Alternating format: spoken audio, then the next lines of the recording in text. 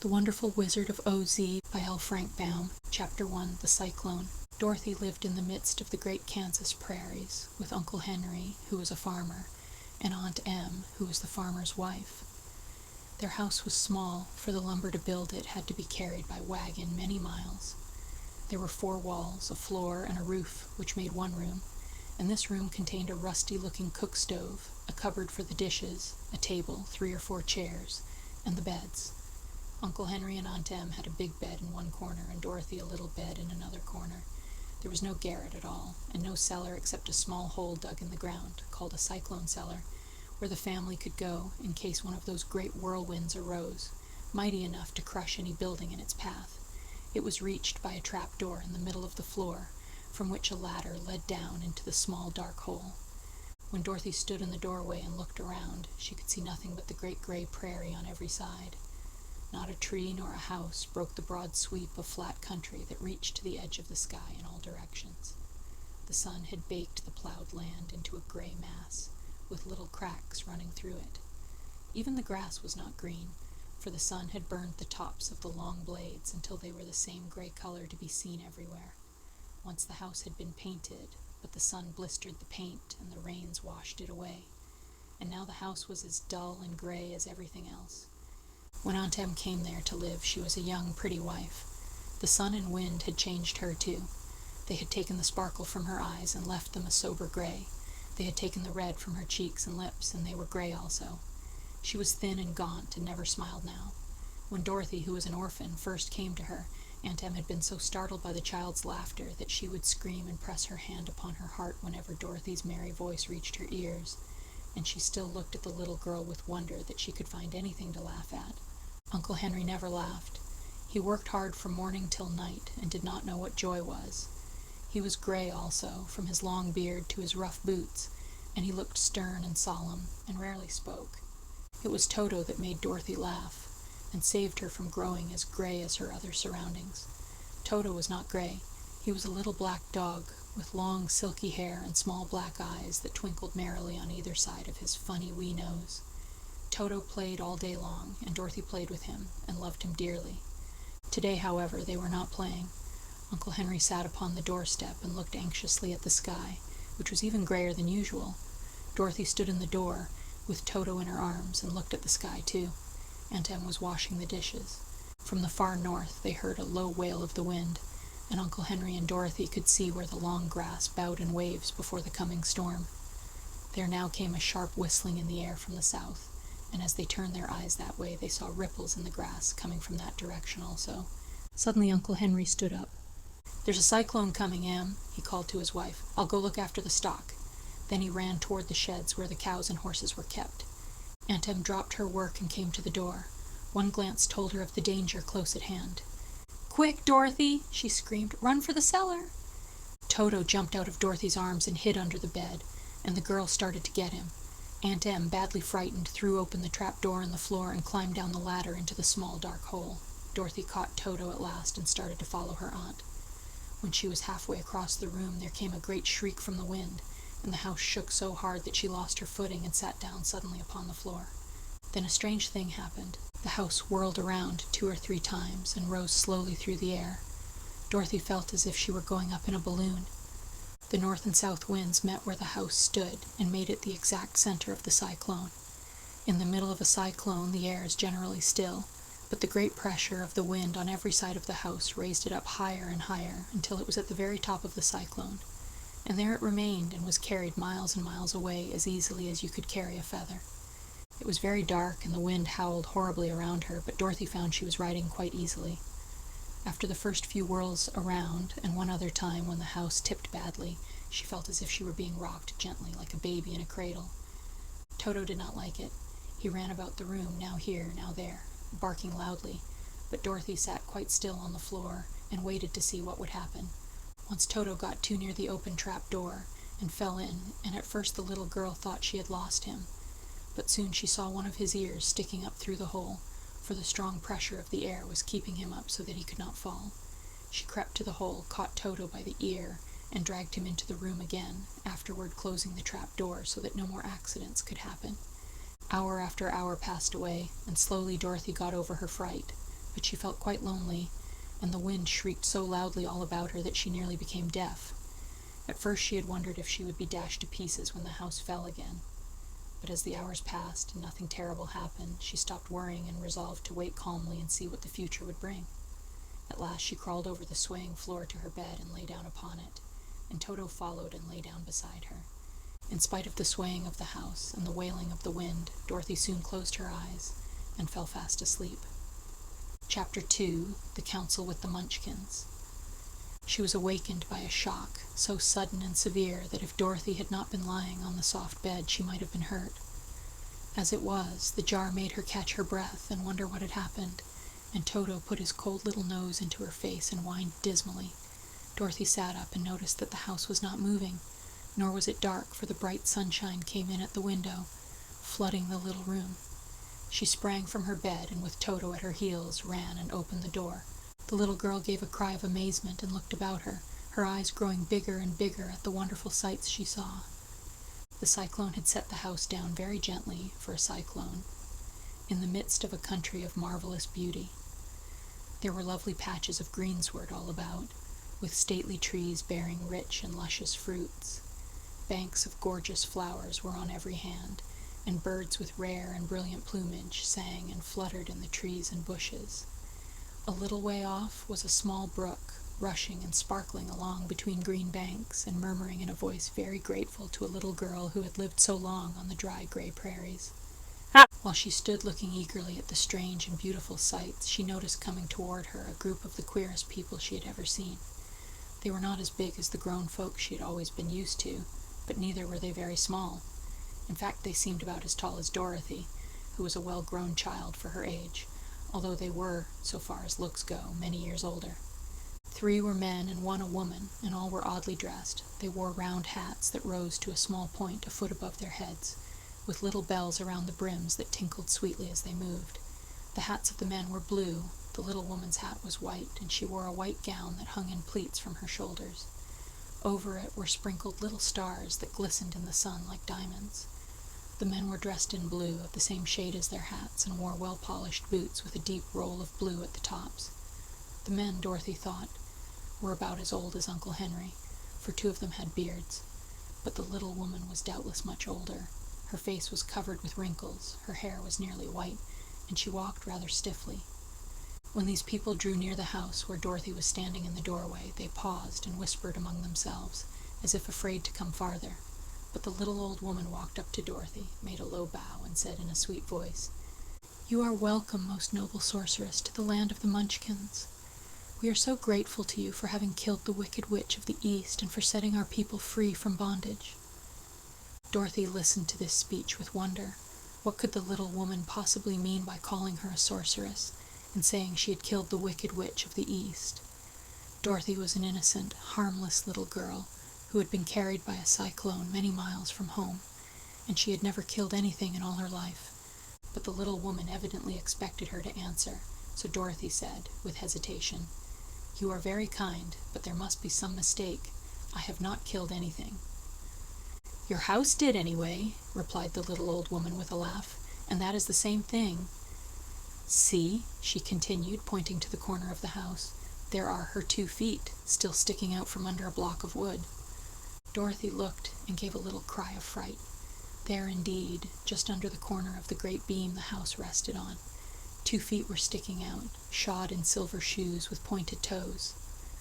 "Oh dear, oh dear!" cried Dorothy, clasping her hands together in dismay. "The house must have fallen on her. Whatever shall we do?" "There's nothing to be done," said the little woman calmly. "But who was she?" asked Dorothy. "She was the wicked witch of the East, as I said," answered the little woman. "She has held all the Munchkins in bondage for many years, making them slave for her night and day. Now they are all set free and are grateful to you for the favor." "Who are the Munchkins?" inquired Dorothy. "They are the people who live in this land of the East, where the wicked witch ruled." "Are you a Munchkin?" asked Dorothy. "No, but I am their friend, although I live in the land of the North. When they saw the witch of the East was dead, the Munchkins sent a swift messenger to me, and I came at once. I am the witch of the North." "Oh, gracious!" cried Dorothy. "Are you a real witch?" "Yes, indeed," answered the little woman, But I'm a good witch, and the people love me. I am not as powerful as the wicked witch was who ruled here, or I should have set the people free myself." "But I thought all witches were wicked," said the girl, who was half frightened at facing a real witch. "Oh no, that is a great mistake. There were only 4 witches in all the land of Oz, and 2 of them, those who live in the north and the south, are good witches. I know this is true, for I am one of them myself and cannot be mistaken. Those who dwelt in the east and the west were, indeed, wicked witches. But now that you have killed one of them, there is but one wicked witch in all the land of Oz, the one who lives in the west." "But," said Dorothy after a moment's thought, "Aunt Em has told me that the witches were all dead, years and years ago." "Who is Aunt Em?" inquired the little old woman. "She is my aunt who lives in Kansas, where I came from." The witch of the north seemed to think for a time, with her head bowed and her eyes upon the ground. Then she looked up and said, "I do not know where Kansas is, for I have never heard that country mentioned before. But tell me, is it a civilized country?" "Oh, yes," replied Dorothy. "Then that accounts for it. In the civilized countries, I believe there are no witches left, nor wizards, nor sorceresses, nor magicians. But you see, the land of Oz has never been civilized, for we are cut off from all the rest of the world, therefore we still have witches and wizards amongst us." "Who are the wizards?" asked Dorothy. "Oz himself is the great wizard," answered the witch, sinking her voice to a whisper. "He is more powerful than all the rest of us together. He lives in the City of Emeralds." Dorothy was going to ask another question, but just then the Munchkins, who had been standing silently by, gave a loud shout and pointed to the corner of the house where the wicked witch had been lying. "What is it?" asked the little old woman, and looked and began to laugh. The feet of the dead witch had disappeared entirely, and nothing was left but the silver shoes. "She was so old," explained the witch of the north, "that she dried up quickly in the sun. That is the end of her. But the silver shoes are yours, and you shall have them to wear." She reached down and picked up the shoes, and after shaking the dust out of them, handed them to Dorothy. "The witch of the east was proud of those silver shoes," said one of the Munchkins, "and there is some charm connected with them, but what it is we never knew." Dorothy carried the shoes into the house and placed them on the table. Then she came out again to the Munchkins and said, "I'm anxious to get back to my aunt and uncle, for I'm sure they will worry about me. Can you help me find my way?" The Munchkins and the witch first looked at one another, and then at Dorothy, and then shook their heads. "At the east, not far from here," said one, "there is a great desert, and none could live to cross it." "It is the same at the south," said another, "for I have been there and seen it. The south is the country of the Quadlings." "I'm told," said the third man, "that it is the same at the west, and that country where the Winkies live is ruled by the wicked witch of the west, who would make you her slave if you passed her way." "The north is my home," said the old lady, "and at its edge is the same great desert that surrounds this land of Oz. I'm afraid, my dear, you will have to live with us." Dorothy began to sob at this, for she felt lonely among all these strange people. Her tears seemed to grieve the kind-hearted Munchkins, for they immediately took out their handkerchiefs and began to weep also. As for the little old woman, she took off her cap and balanced the point on the end of her nose, while she counted 1, 2, 3 in a solemn voice. At once the cap changed to a slate, on which was written in big white chalk marks, "Let Dorothy go to the City of Emeralds." The little old woman took the slate from her nose, and having read the words on it, asked, "Is your name Dorothy, my dear?" "Yes," answered the child, looking up and drying her tears. "Then you must go to the City of Emeralds. Perhaps Oz will help you."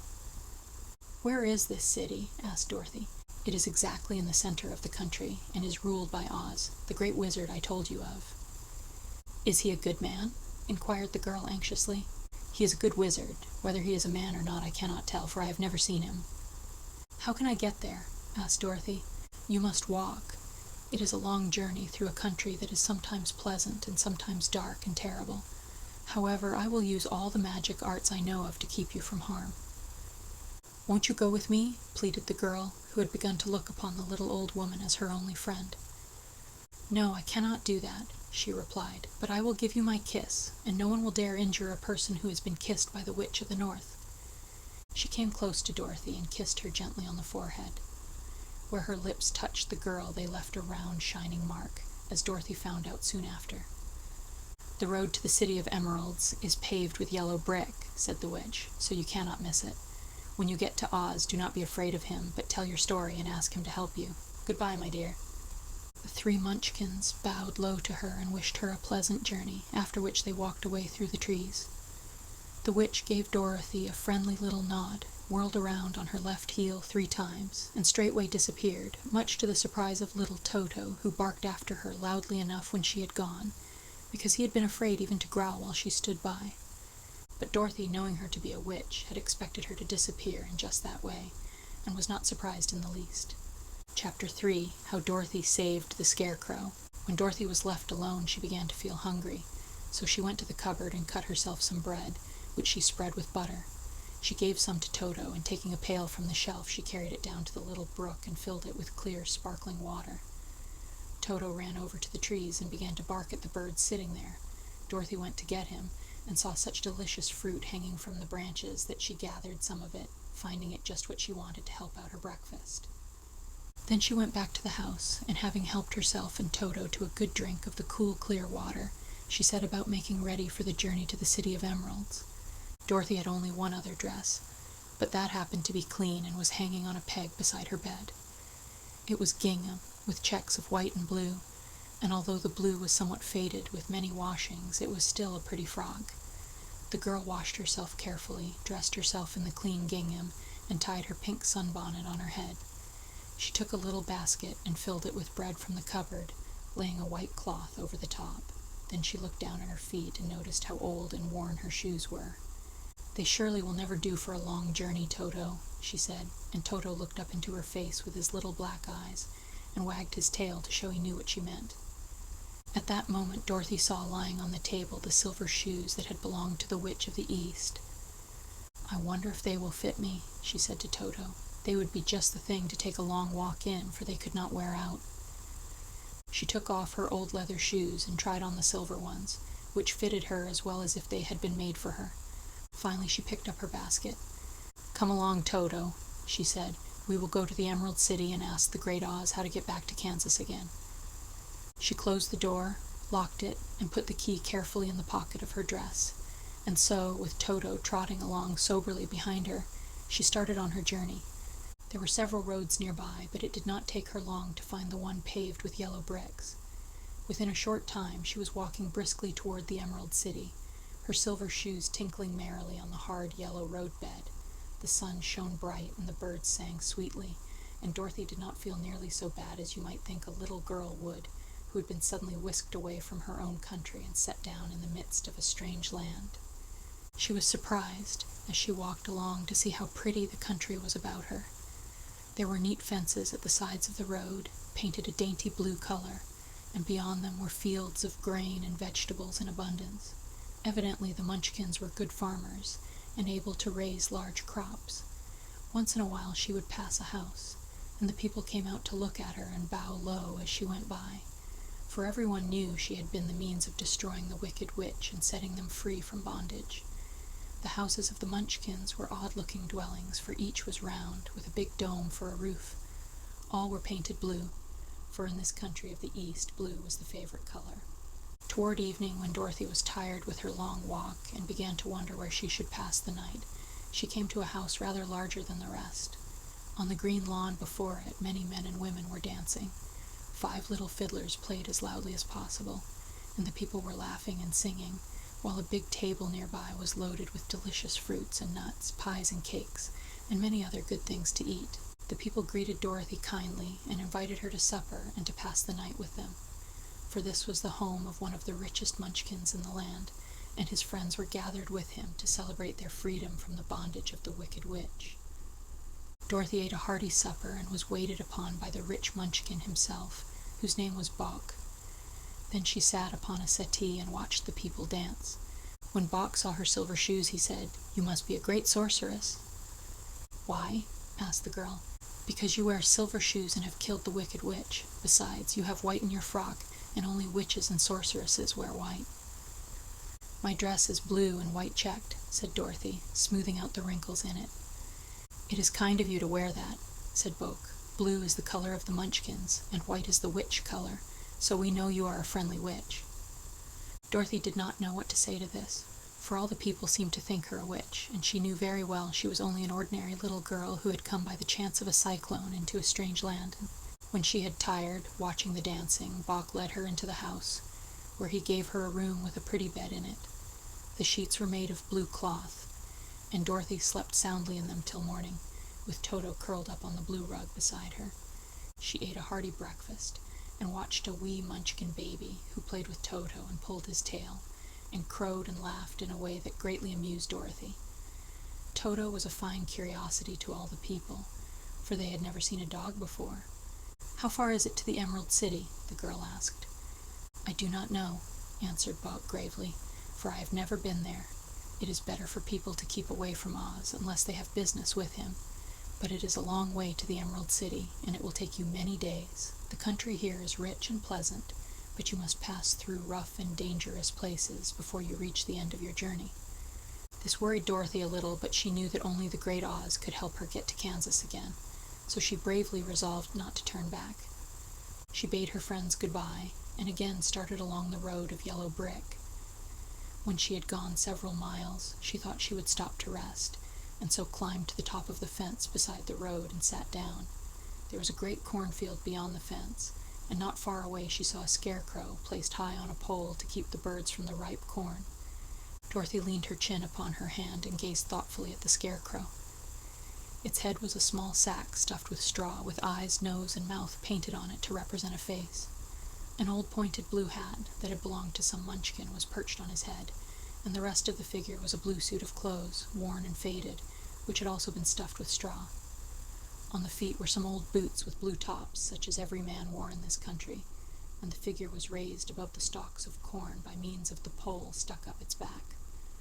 While Dorothy was looking earnestly into the queer, painted face of the scarecrow, she was surprised to see one of the eyes slowly wink at her. She thought she must have been mistaken at first, for none of the scarecrows in Kansas ever wink. But presently the figure nodded its head to her in a friendly way. Then she climbed down from the fence and walked up to it, while Toto ran around the pole and barked. "Good day," said the scarecrow in a rather husky voice. "Did you speak?" asked the girl in wonder. "Certainly," answered the scarecrow. "How do you do?" "I'm pretty well, thank you," replied Dorothy politely. "How do you do?" "I'm not feeling well," said the scarecrow with a smile, "for it is very tedious being perched up here night and day to scare away crows." "Can't you get down?" asked Dorothy. "No, for this pole is stuck up my back. If you will please take away the pole, I shall be greatly obliged to you." Dorothy reached up both arms and lifted the figure off the pole. For being stuffed with straw, it was quite light. "Thank you very much," said the scarecrow when he had been set down on the ground. "I feel like a new man." Dorothy was puzzled at this, for it sounded queer to hear a stuffed man speak, and to see him bow and walk along beside her. "Who are you?" asked the scarecrow when he had stretched himself and yawned. "And where are you going?" "My name is Dorothy," said the girl, "and I am going to the Emerald City to ask the great Oz to send me back to Kansas." "Where is the Emerald City?" he inquired, "and who is Oz?" "Why, don't you know?" she returned in surprise. "No, indeed. I don't know anything. You see, I am stuffed, so I have no brains at all," he answered sadly. "Oh," said Dorothy, "I'm awfully sorry for you. Do you think," he asked, "if I go to the Emerald City with you that Oz would give me some brains?" "I cannot tell," she returned, "but you may come with me if you like. If Oz will not give you any brains, you will be no worse off than you are now." "That is true," said the scarecrow. "You see," he continued confidentially, "I don't mind my legs and arms and body being stuffed because I cannot get hurt. If anyone treads on my toes or sticks a pin into me, it doesn't matter, for I can't feel it. But I do not want people to call me a fool. And if my head stays stuffed with straw instead of with brains, as yours is, how am I ever to know anything?" "I understand how you feel," said the little girl, who was truly sorry for him. "If you will come with me, I'll ask Oz to do all he can for you." "Thank you," he answered gratefully. They walked back to the road. Dorothy helped him over the fence, and they started along the path of yellow brick for the Emerald City. Toto did not like this addition to the party at first. He smelled around the stuffed man as if he suspected there might be a nest of rats in the straw, and he often growled in an unfriendly way at the scarecrow. "Don't mind Toto," said Dorothy to her new friend. "He never bites." "Oh, I'm not afraid," replied the Scarecrow. "He can't hurt the straw. Do let me carry that basket for you. I shall not mind it, for I can't get tired. I'll tell you a secret," he continued as he walked along. "There's only one thing in the world I'm afraid of." "What is that?" asked Dorothy. "The Munchkin farmer who made you?" "No," answered the Scarecrow. "It's a lighted match." Chapter 4: The Road Through the Forest. After a few hours the road began to be rough, and the walking grew so difficult that the Scarecrow often stumbled over the yellow bricks, which were here very uneven. Sometimes, indeed, they were broken or missing altogether, leaving holes that Toto jumped across and Dorothy walked around. As for the Scarecrow, having no brains, he walked straight ahead, and so stepped into the holes and fell at full length on the hard bricks. It never hurt him, however, and Dorothy would pick him up and set him upon his feet again, while he joined her in laughing merrily at his own mishap. The farms were not nearly so well cared for here as they were farther back. There were fewer houses and fewer fruit trees, and the farther they went, the more dismal and lonesome the country became. At noon they sat down by the roadside, near a little brook, and Dorothy opened her basket and got out some bread. She offered a piece to the Scarecrow, but he refused. "I'm never hungry," he said, "and it is a lucky thing I'm not, for my mouth is only painted, and if I should cut a hole in it so I could eat, the straw I'm stuffed with would come out, and that would spoil the shape of my head."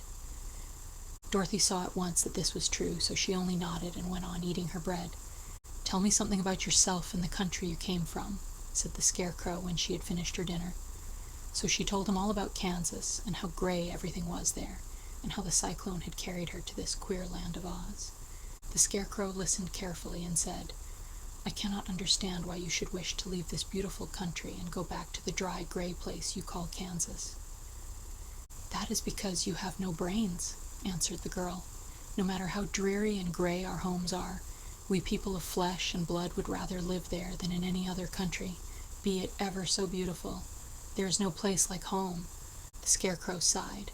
"Of course I cannot understand it," he said. "If your heads were stuffed with straw, like mine, you would probably all live in the beautiful places, and then Kansas would have no people at all. It is fortunate for Kansas that you have brains." "Won't you tell me a story while we are resting?" asked the child. The Scarecrow looked at her reproachfully and answered, "My life has been so short that I really know nothing whatever. I was only made day before yesterday. What happened in the world before that time is all unknown to me.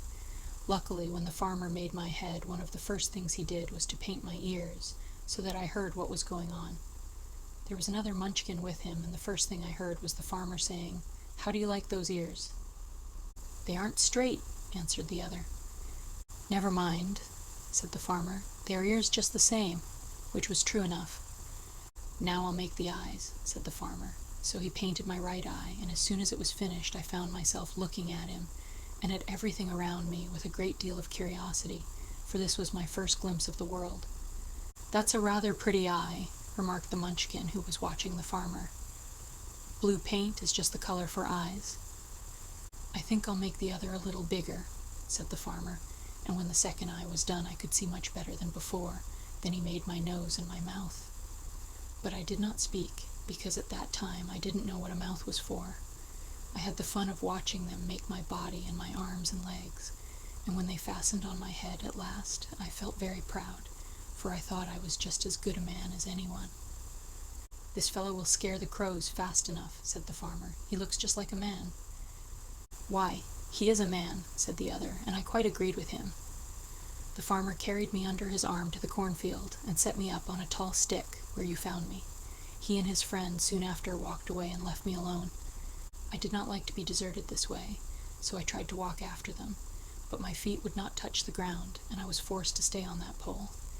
It was a lonely life to lead, for I had nothing to think of, having been made such a little while before. Many crows and other birds flew into the cornfield, but as soon as they saw me they flew away again, thinking I was a Munchkin, and this pleased me, and made me feel that I was quite an important person. By and by an old crow flew near me, and after looking at me carefully he perched upon my shoulder and said, 'I wonder if that farmer thought to fool me in this clumsy manner. Any crow of sense could see that you are only stuffed with straw.' Then he hopped down at my feet and ate all the corn he wanted. The other birds, seeing he was not harmed by me, came to eat the corn too, so in a short time there was a great flock of them about me. I felt sad at this, for it showed I was not such a good scarecrow after all. But the old crow comforted me, saying, "If you only had brains in your head, you would be as good a man as any of them, and a better man than some of them. Brains are the only things worth having in this world, no matter whether one is a crow or a man." After the crows had gone, I thought this over and decided I would try hard to get some brains. By good luck, you came along and pulled me off the stake, and from what you say, I am sure the great Oz will give me brains as soon as we get to the Emerald City. "I hope so," said Dorothy earnestly, "since you seem anxious to have them." "Oh yes, I am anxious," returned the Scarecrow. "It is such an uncomfortable feeling to know one is a fool." "Well," said the girl, "let us go." And she handed the basket to the Scarecrow. There were no fences at all by the roadside now, and the land was rough and untilled. Toward evening they came to a great forest, where the trees grew so big and close together that their branches met over the road of yellow brick. It was almost dark under the trees, for the branches shut out the daylight, but the travelers did not stop, and went on into the forest. "If this road goes in, it must come out," said the Scarecrow, "and as the Emerald City is at the other end of the road, we must go wherever it leads us." "Anyone would know that," said Dorothy.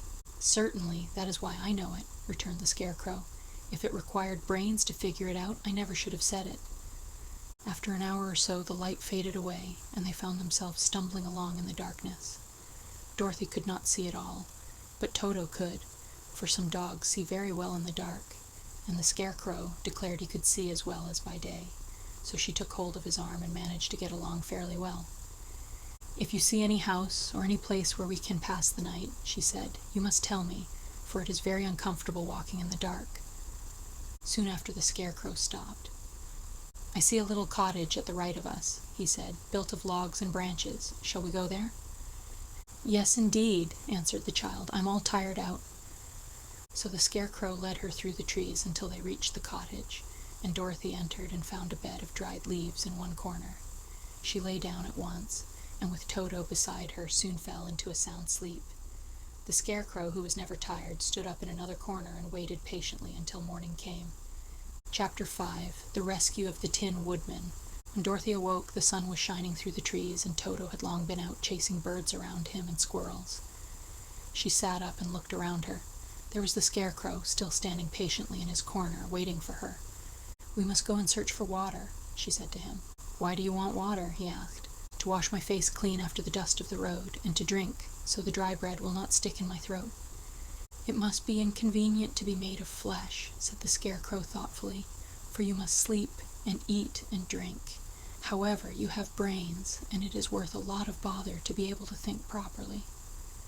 They left the cottage and walked through the trees until they found a little spring of clear water, where Dorothy drank and bathed and ate her breakfast. She saw there was not much bread left in the basket, and the girl was thankful the Scarecrow did not have to eat anything, for there was scarcely enough for herself and Toto for the day.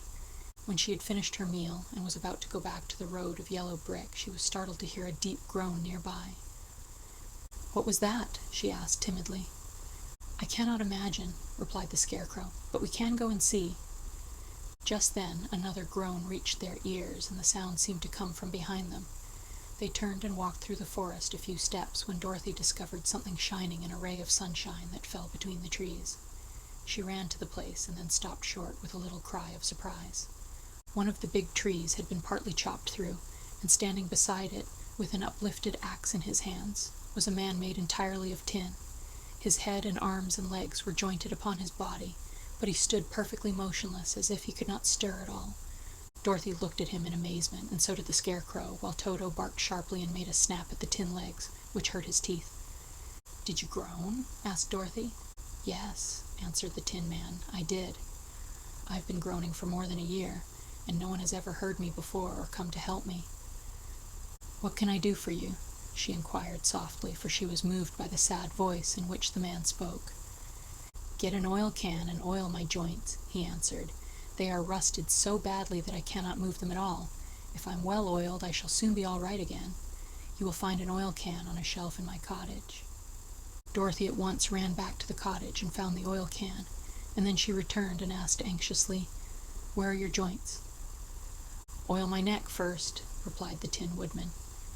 So she oiled it, and as it was quite badly rusted, the Scarecrow took hold of the tin head and moved it gently from side to side until it worked freely, and then the man could turn it himself.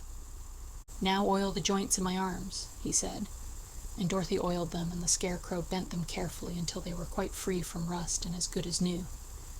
The Tin Woodman gave a sigh of satisfaction and lowered his axe, which he leaned against the tree. "This is a great comfort," he said. "I have been holding that axe in the air ever since I rusted, and I'm glad to be able to put it down at last. Now if you will oil the joints of my legs, I shall be all right once more."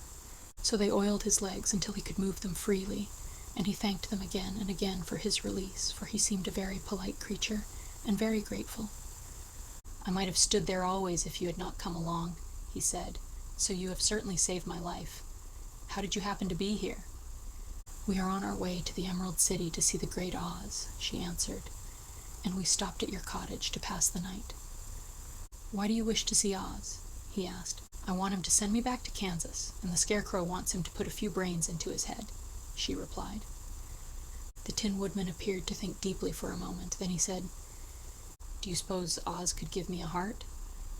"Why, I guess so," Dorothy answered. "It would be as easy as to give the Scarecrow brains." "True," the Tin Woodman returned. "So if you will allow me to join your party, I will also go to the Emerald City and ask Oz to help me." "Come along," said the Scarecrow heartily, and Dorothy added that she would be pleased to have his company. So the Tin Woodman shouldered his axe, and they all passed through the forest until they came to the road that was paved with yellow brick. The Tin Woodman had asked Dorothy to put the oil can in her basket, "For," he said, "if I should get caught in the rain and rust again, I would need the oil can badly." It was a bit of good luck to have their new comrade join the party, for soon after they had begun their journey again, they came to a place where the trees and branches grew so thick over the road that the travelers could not pass. But the Tin Woodman set to work with his axe and chopped so well that soon he cleared a passage for the entire party. Dorothy was thinking so earnestly as they walked along that she did not notice when the Scarecrow stumbled into a hole and rolled over to the side of the road.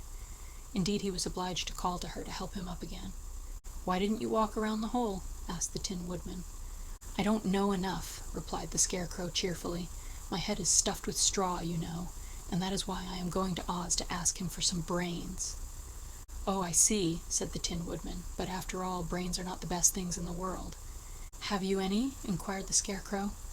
"No, my head is quite empty," answered the Woodman, "but once I had brains, and a heart also, so having tried them both, I should much rather have a heart." "And why is that?" asked the Scarecrow. "I will tell you my story, and then you will know." So while they were walking through the forest, the Tin Woodman told the following story. "I was born the son of a woodman who chopped down trees in the forest and sold the wood for a living. When I grew up, I too became a wood chopper, and after my father died, I took care of my old mother as long as she lived. Then I made up my mind that instead of living alone I would marry, so that I might not become lonely. There was one of the Munchkin girls who was so beautiful that I soon grew to love her with all my heart. She, on her part, promised to marry me as soon as I could earn enough money to build a better house for her, so I set to work harder than ever. But the girl lived with an old woman who did not want her to marry anyone, for she was so lazy she wished the girl to remain with her and do the cooking and the housework. So the old woman went to the Wicked Witch of the East, and promised her 2 sheep and a cow if she would prevent the marriage. Thereupon the Wicked Witch enchanted my axe, and when I was chopping away at my best one day, for I was anxious to get the new house and my wife as soon as possible, the axe slipped all at once and cut off my left leg. This at first seemed a great misfortune, for I knew a one-legged man could not do very well as a wood chopper. So I went to a tinsmith and had him make me a new leg out of tin. The leg worked very well once I was used to it, but my action angered the Wicked Witch of the East, for she had promised the old woman I should not marry the pretty Munchkin girl. When I began chopping again, my axe slipped and cut off my right leg. Again I went to the tinsmith, and again he made me a leg out of tin. After this, the enchanted axe cut off my arms, one after the other, but nothing daunted, I had them replaced with tin ones. The Wicked Witch then made the axe slip and cut off my head, and at first I thought that was the end of me. But the tinsmith happened to come along, and he made me a new head out of tin.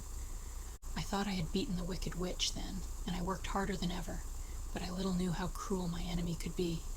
She thought of a new way to kill my love for the beautiful Munchkin maiden, and made my axe slip again, so that it cut right through my body, splitting me into 2 halves. Once more the tinsmith came to my help and made me a body of tin, fastening my tin arms and legs and head to it by means of joints, so that I could move around as well as ever. But alas, I had now no heart, so that I lost all my love for the Munchkin girl, and did not care whether I married her or not. I suppose she's still living with the old woman, waiting for me to come after her. My body shone so brightly in the sun that I felt very proud of it, and it did not matter now if my axe slipped, for it could not cut me. There was only one danger, that my joints would rust, but I kept an oil can in my cottage and took care to oil myself whenever I needed it. However, there came a day when I forgot to do this, and being caught in a rainstorm before I thought of the danger, my joints had rusted, and I was left to stand in the woods until you came to help me. It was a terrible thing to undergo, but during the year I stood there, I had time to think that the greatest loss I had known was the loss of my heart. While I was in love, I was the happiest man on earth, but no one can love who has not a heart, and so I am resolved to ask Oz to give me one. If he does, I will go back to the Munchkin maiden and marry her. Both Dorothy and the Scarecrow had been greatly interested in the story of the Tin Woodman, and now they knew why he was so anxious to get a new heart. "All the same," said the Scarecrow, "I shall ask for brains instead of a heart, for a fool would not know what to do with a heart if he had one." "I shall take the heart," returned the Tin Woodman, "for brains do not make one happy, and happiness is the best thing in the world." Dorothy did not say anything, for she was puzzled to know which of her 2 friends was right, and she decided if she could only get back to Kansas and Aunt Em, it did not matter so much whether the Woodman had no brains and the Scarecrow no heart, or each got what he wanted. What worried her most was that the bread was nearly gone, and another meal for herself and Toto would empty the basket. To be sure, neither the Woodman nor the Scarecrow ever ate anything, but she was not made of tin nor straw and could not live unless she was fed. Chapter 6. The Cowardly Lion. All this time, Dorothy and her companions had been walking through the thick woods. The road was still paved with yellow brick, but these were much covered by dried branches and dead leaves from the trees, and the walking was not at all good. There were few birds in this part of the forest, for birds love the open country where there is plenty of sunshine. But now and then there came a deep growl from some wild animal hidden among the trees. These sounds made the little girl's heart beat fast, for she did not know what made them, but Toto knew, and he walked close to Dorothy's side, and did not even bark in return. "How long will it be," the child asked of the Tin Woodman, "before we are out of the forest?" "I cannot tell," was the answer, "for I have never been to the Emerald City, but my father went there once, when I was a boy, and he said it was a long journey through a dangerous country. Although nearer to the city where Oz dwells, the country is beautiful. But I am not afraid so long as I have my oil can, and nothing can hurt the Scarecrow while you bear upon your forehead the mark of the Good Witch's kiss, and that will protect you from harm." "But Toto," said the girl anxiously, "what will protect him?" "We must protect him ourselves if he is in danger," replied the Tin Woodman. Just as he spoke, there came from the forest a terrible roar, and the next moment a great lion bounded into the road. With one blow of his paw, he sent the Scarecrow spinning over and over to the edge of the road, and then he struck at the Tin Woodman with his sharp claws. But, to the lion's surprise, he could make no impression on the tin, although the woodman fell over in the road and lay still. Little Toto, now that he had an enemy to face, ran barking toward the lion, and the great beast had opened his mouth to bite the dog, when Dorothy, fearing Toto would be killed, and heedless of danger, rushed forward and slapped the lion upon his nose as hard as she could, while she cried out, "Don't you dare to bite Toto! You ought to be ashamed of yourself, a big beast like you, to bite a poor little dog." "I didn't bite him," said the lion as he rubbed his nose with his paw where Dorothy had hit it. "No, but you tried to," she retorted. "You are nothing but a big coward." "I know it," said the lion, hanging his head in shame. "I've always known it, but how can I help it? I don't know, I'm sure. To think of your striking a stuffed man like the poor Scarecrow." "Is he stuffed?" asked the lion in surprise, as he watched her pick up the Scarecrow and set him upon his feet while she patted him into shape again. "Of course he's stuffed," replied Dorothy, who was still angry. "That's why he went over so easily," remarked the lion. "It astonished me to see him whirl around so. Is the other one stuffed also?" "No, said Dorothy. "He's made of tin." And she helped the woodman up again. "That's why he nearly blunted my claws," said the lion. "When they scratched against the tin, it made a cold shiver run down my back. What is that little animal you are so tender of?" "He is my dog, Toto," answered Dorothy. "Is he made of tin or stuffed?" asked the lion. "Neither. He's a meat dog," said the girl. "Oh, he's a curious animal and seems remarkably small now that I look at him. No one would think of biting such a little thing except a coward like me," continued the lion sadly. "What makes you a coward?" asked Dorothy, looking at the great beast in wonder, for he was as big as a small horse. "It's a mystery," replied the lion. "I suppose I was born that way. All the other animals in the forest naturally expect me to be brave, for the lion is everywhere thought to be the king of beasts. I learned that if I roared very loudly, every living thing was frightened and got out of my way. Whenever I've met a man, I've been awfully scared, but I just roared at him, and he's always run away as fast as he could go. If the elephants and the tigers and the bears had ever tried to fight me, I should have run myself. I'm such a coward, but just as soon as they hear me roar, they all try to get away from me, and of course I let them go." "But that isn't right. The king of beasts shouldn't be a coward," said the Scarecrow. "I know it," returned the lion, wiping a tear from his eye with the tip of his tail. "It is my great sorrow, and makes my life very unhappy. But whenever there is danger, my heart begins to beat fast." "Perhaps you have heart disease," said the Tin Woodman. "It may be," said the lion. "If you have," continued the Tin Woodman, "you ought to be glad, for it proves you have a heart. For my part, I have no heart, so I cannot have heart disease." "Perhaps," said the lion thoughtfully, "if I had no heart, I should not be a coward." "Have you brains?" asked the Scarecrow. "I suppose so. I've never looked to see," replied the lion. "I'm going to the Great Oz to ask him to give me some," remarked the Scarecrow, "for my head is stuffed with straw." "And I'm going to ask him to give me a heart," said the woodman. "And I'm going to ask him to send Toto and me back to Kansas," added Dorothy. "Do you think Oz could give me courage?" asked the Cowardly Lion. "Just as easily as he could give me brains," said the Scarecrow. "Or give me a heart," said the Tin Woodman. "Or send me back to Kansas," said Dorothy. "Then, if you don't mind, I'll go with you," said the lion, "for my life is simply unbearable without a bit of courage." "You will be very welcome," answered Dorothy, "for you will help to keep away the other wild beasts. It seems to me they must be more cowardly than you are if they allow you to scare them so easily." "They really are," said the lion, "but that doesn't make me any braver, and as long as I know myself to be a coward, I shall be unhappy."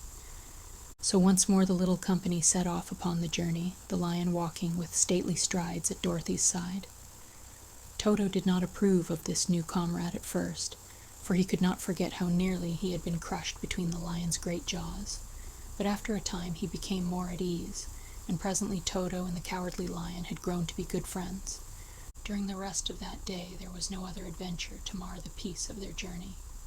Once, indeed, the Tin Woodman stepped upon a beetle that was crawling along the road, and killed the poor little thing.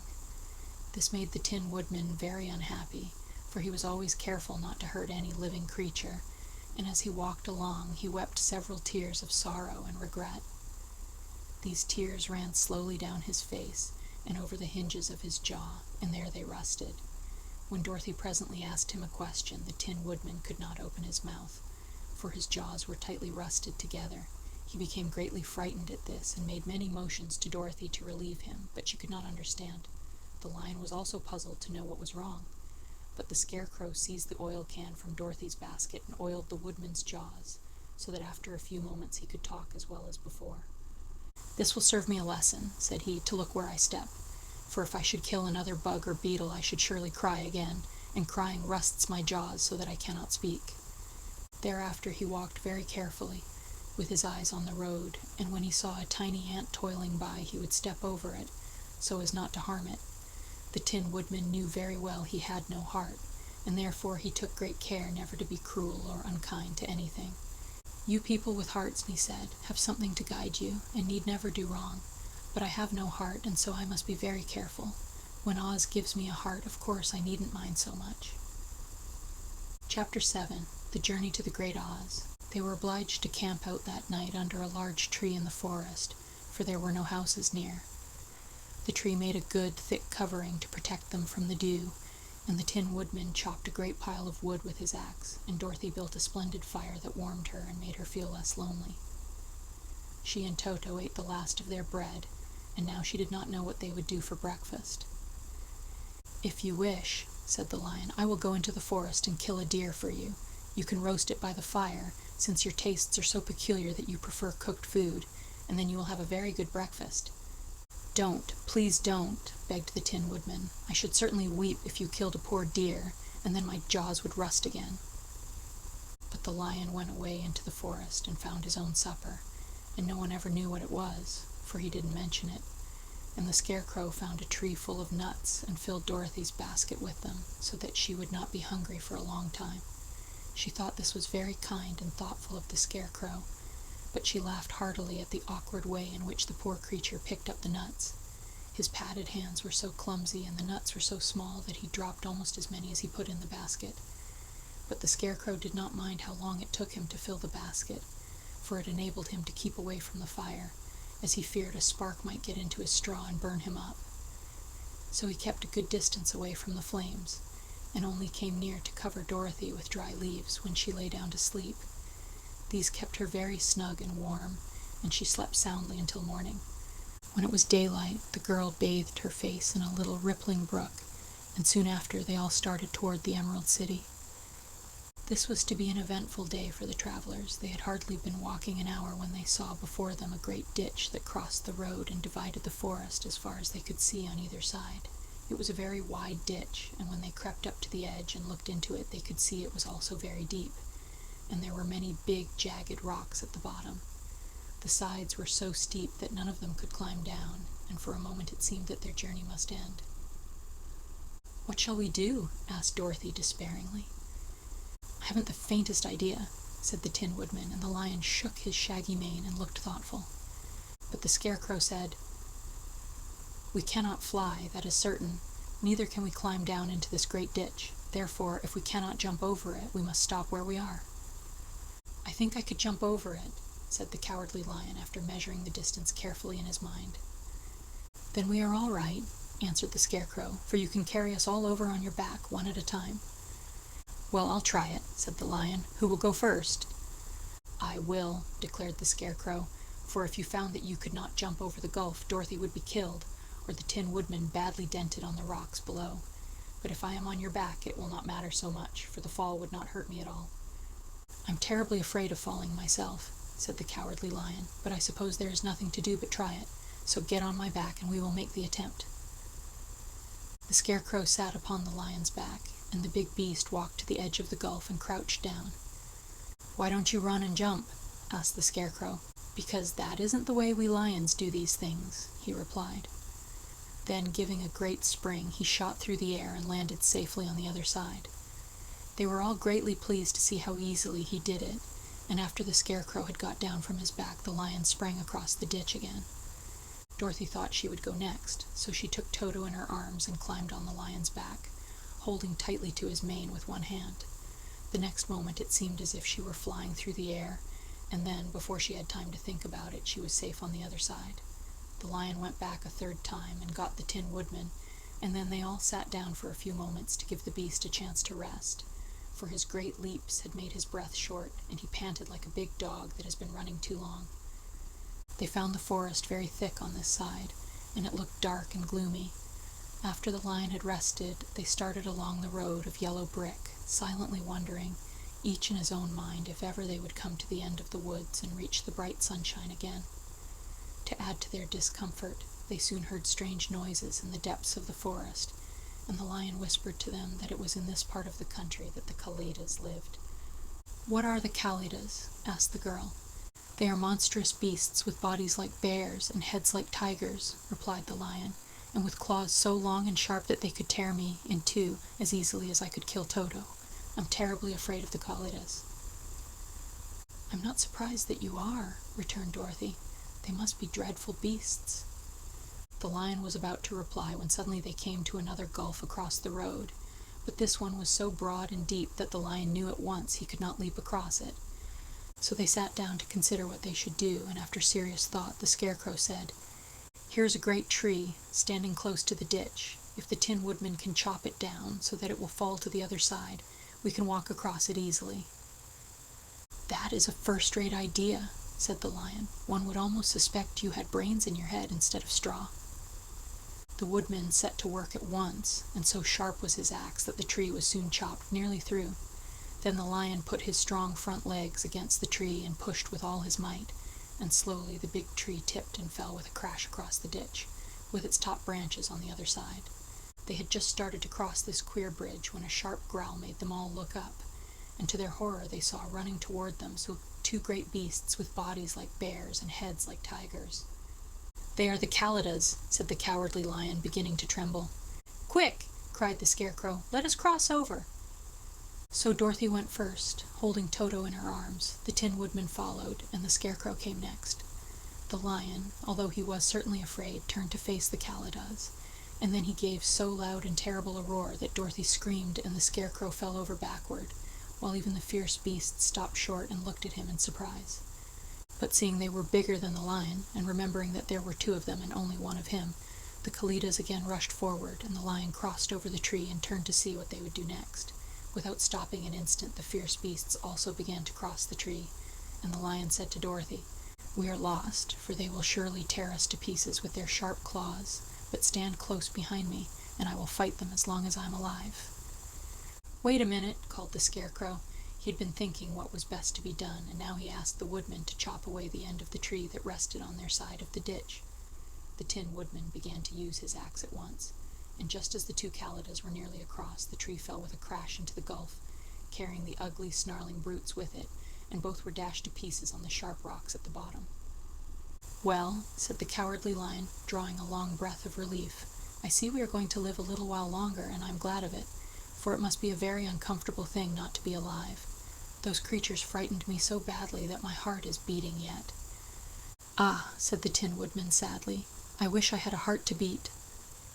This adventure made the travelers more anxious than ever to get out of the forest, and they walked so fast that Dorothy became tired and had to ride on the Lion's back.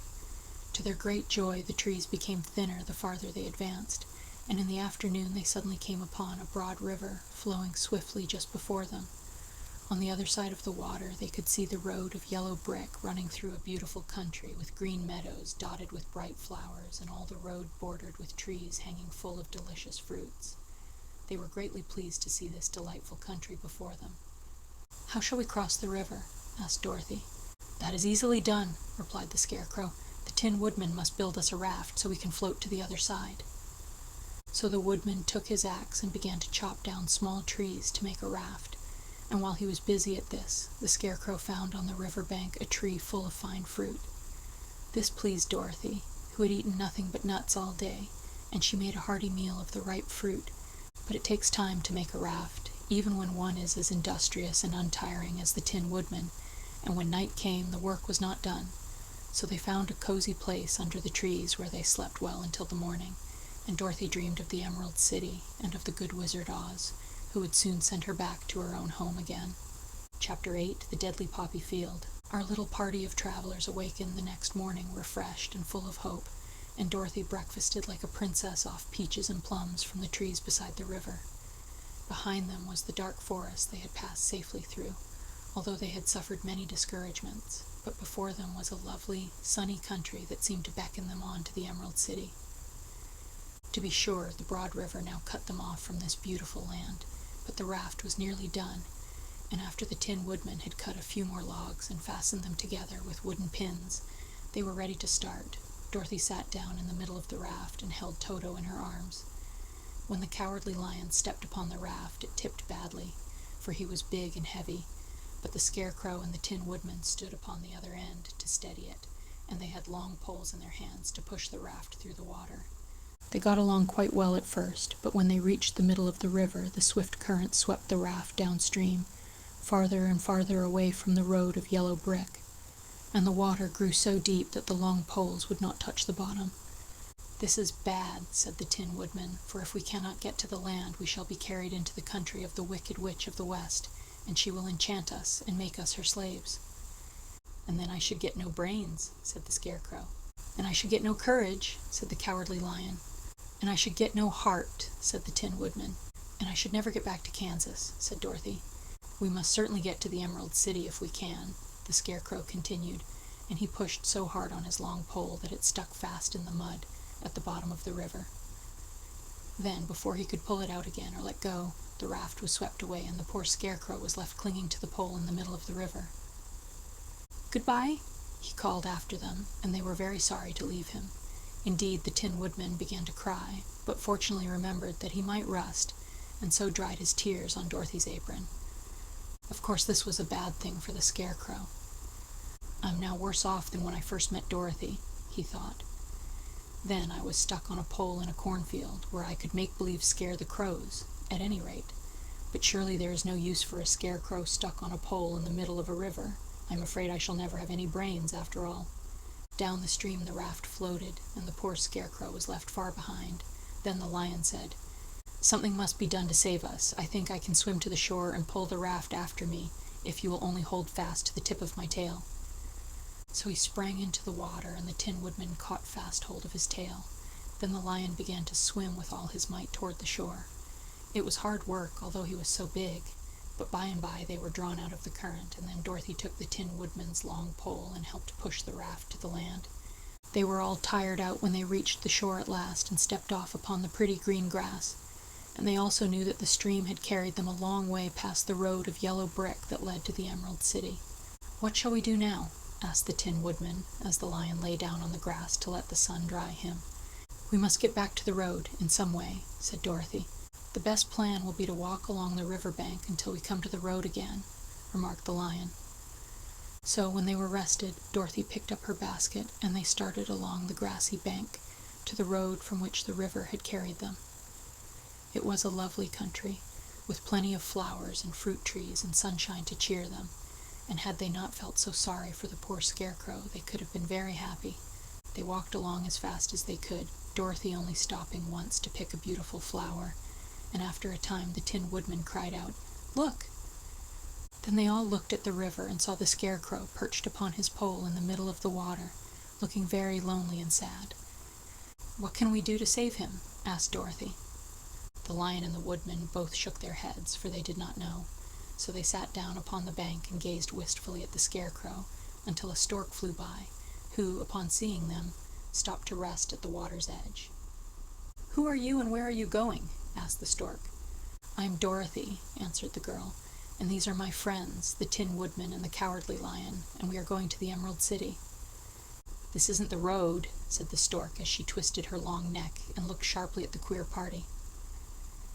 "I know it," returned Dorothy, "but we have lost the Scarecrow and are wondering how we shall get him again." "Where is he?" asked the stork. "Over there in the river," answered the little girl. "If he wasn't so big and heavy, I would get him for you," remarked the stork. "He isn't heavy a bit," said Dorothy eagerly, "for he is stuffed with straw, and if you will bring him back to us, we shall thank you ever and ever so much." "Well, I'll try," said the stork, "but if I find he is too heavy to carry, I shall have to drop him in the river again." So the big bird flew into the air and over the water till she came to where the Scarecrow was perched upon his pole. Then the stork, with her great claws, grabbed the Scarecrow by the arm and carried him up into the air and back to the bank, where Dorothy and the Lion and the Tin Woodman and Toto were sitting. When the Scarecrow found himself among his friends again, he was so happy that he hugged them all, even the Lion and Toto, and as they walked along he sang Tolderideo at every step, he felt so gay. "I was afraid I should have to stay in the river forever," he said, "but the kind stork saved me, and if I ever get any brains I shall find the stork and do her some kindness in return." "That's all right," said the stork, who was flying along beside them. "I always like to help anyone in trouble, but I must go now, for my babies are waiting in the nest for me. I hope you will find the Emerald City and that Oz will help you." "Thank you," replied Dorothy, and then the kind stork flew into the air and was soon out of sight. They walked along listening to the singing of the brightly colored birds and looking at the lovely flowers, which now became so thick that the ground was carpeted with them. There were big yellow and white and blue and purple blossoms, besides great clusters of scarlet poppies, which were so brilliant in color they almost dazzled Dorothy's eyes. "Aren't they beautiful?" the girl asked as she breathed in the spicy scent of the bright flowers. "I suppose so," answered the Scarecrow. When I have brains, I shall probably like them better." "If I only had a heart, I should love them," added the Tin Woodman. "I always did like flowers," said the Lion. "They seem so helpless and frail, but there are none in the forest so bright as these." They now came upon more and more of the big scarlet poppies, and fewer of the other flowers, and soon they found themselves in the midst of a great meadow of poppies. Now it is well known that when there are many of these flowers together, their odor is so powerful that anyone who breathes it falls asleep, and if the sleeper is not carried away from the scent of the flowers, he sleeps on and on forever. But Dorothy did not know this, nor could she get away from the bright red flowers that were everywhere about, so presently her eyes grew heavy, and she felt she must sit down to rest and to sleep. But the Tin Woodman would not let her do this. "We must hurry and get back to the road of yellow brick before dark," he said, and the Scarecrow agreed with him. So they kept walking until Dorothy could stand no longer. Her eyes closed in spite of herself, and she forgot where she was and fell among the poppies, fast asleep. "What shall we do?" asked the Tin Woodman. "If we leave her here, she will die," said the Lion. "The smell of the flowers is killing us all.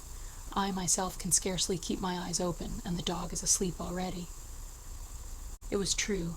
Toto had fallen down beside his little mistress, but the Scarecrow and the Tin Woodman, not being made of flesh, were not troubled by the scent of the flowers. "Run fast," said the Scarecrow to the Lion, "and get out of this deadly flower bed as soon as you can. We will bring the little girl with us, but if you should fall asleep, you are too big to be carried." So the Lion aroused himself and bounded forward as fast as he could go. In a moment he was out of sight. "Let us make a chair with our hands and carry her," said the Scarecrow.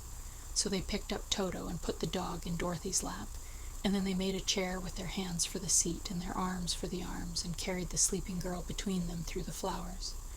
On and on they walked, and it seemed that the great carpet of deadly flowers that surrounded them would never end.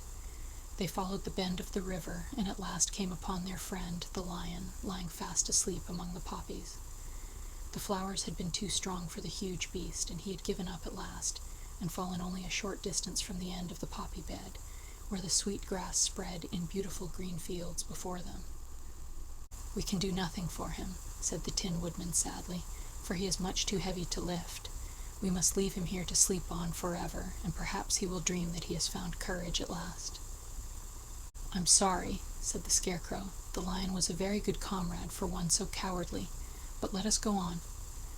They carried the sleeping girl to a pretty spot beside the river, far enough from the poppy field to prevent her breathing any more of the poison of the flowers, and here they laid her gently on the soft grass, and waited for the fresh breeze to waken her. Chapter 9. The Queen of the Field Mice.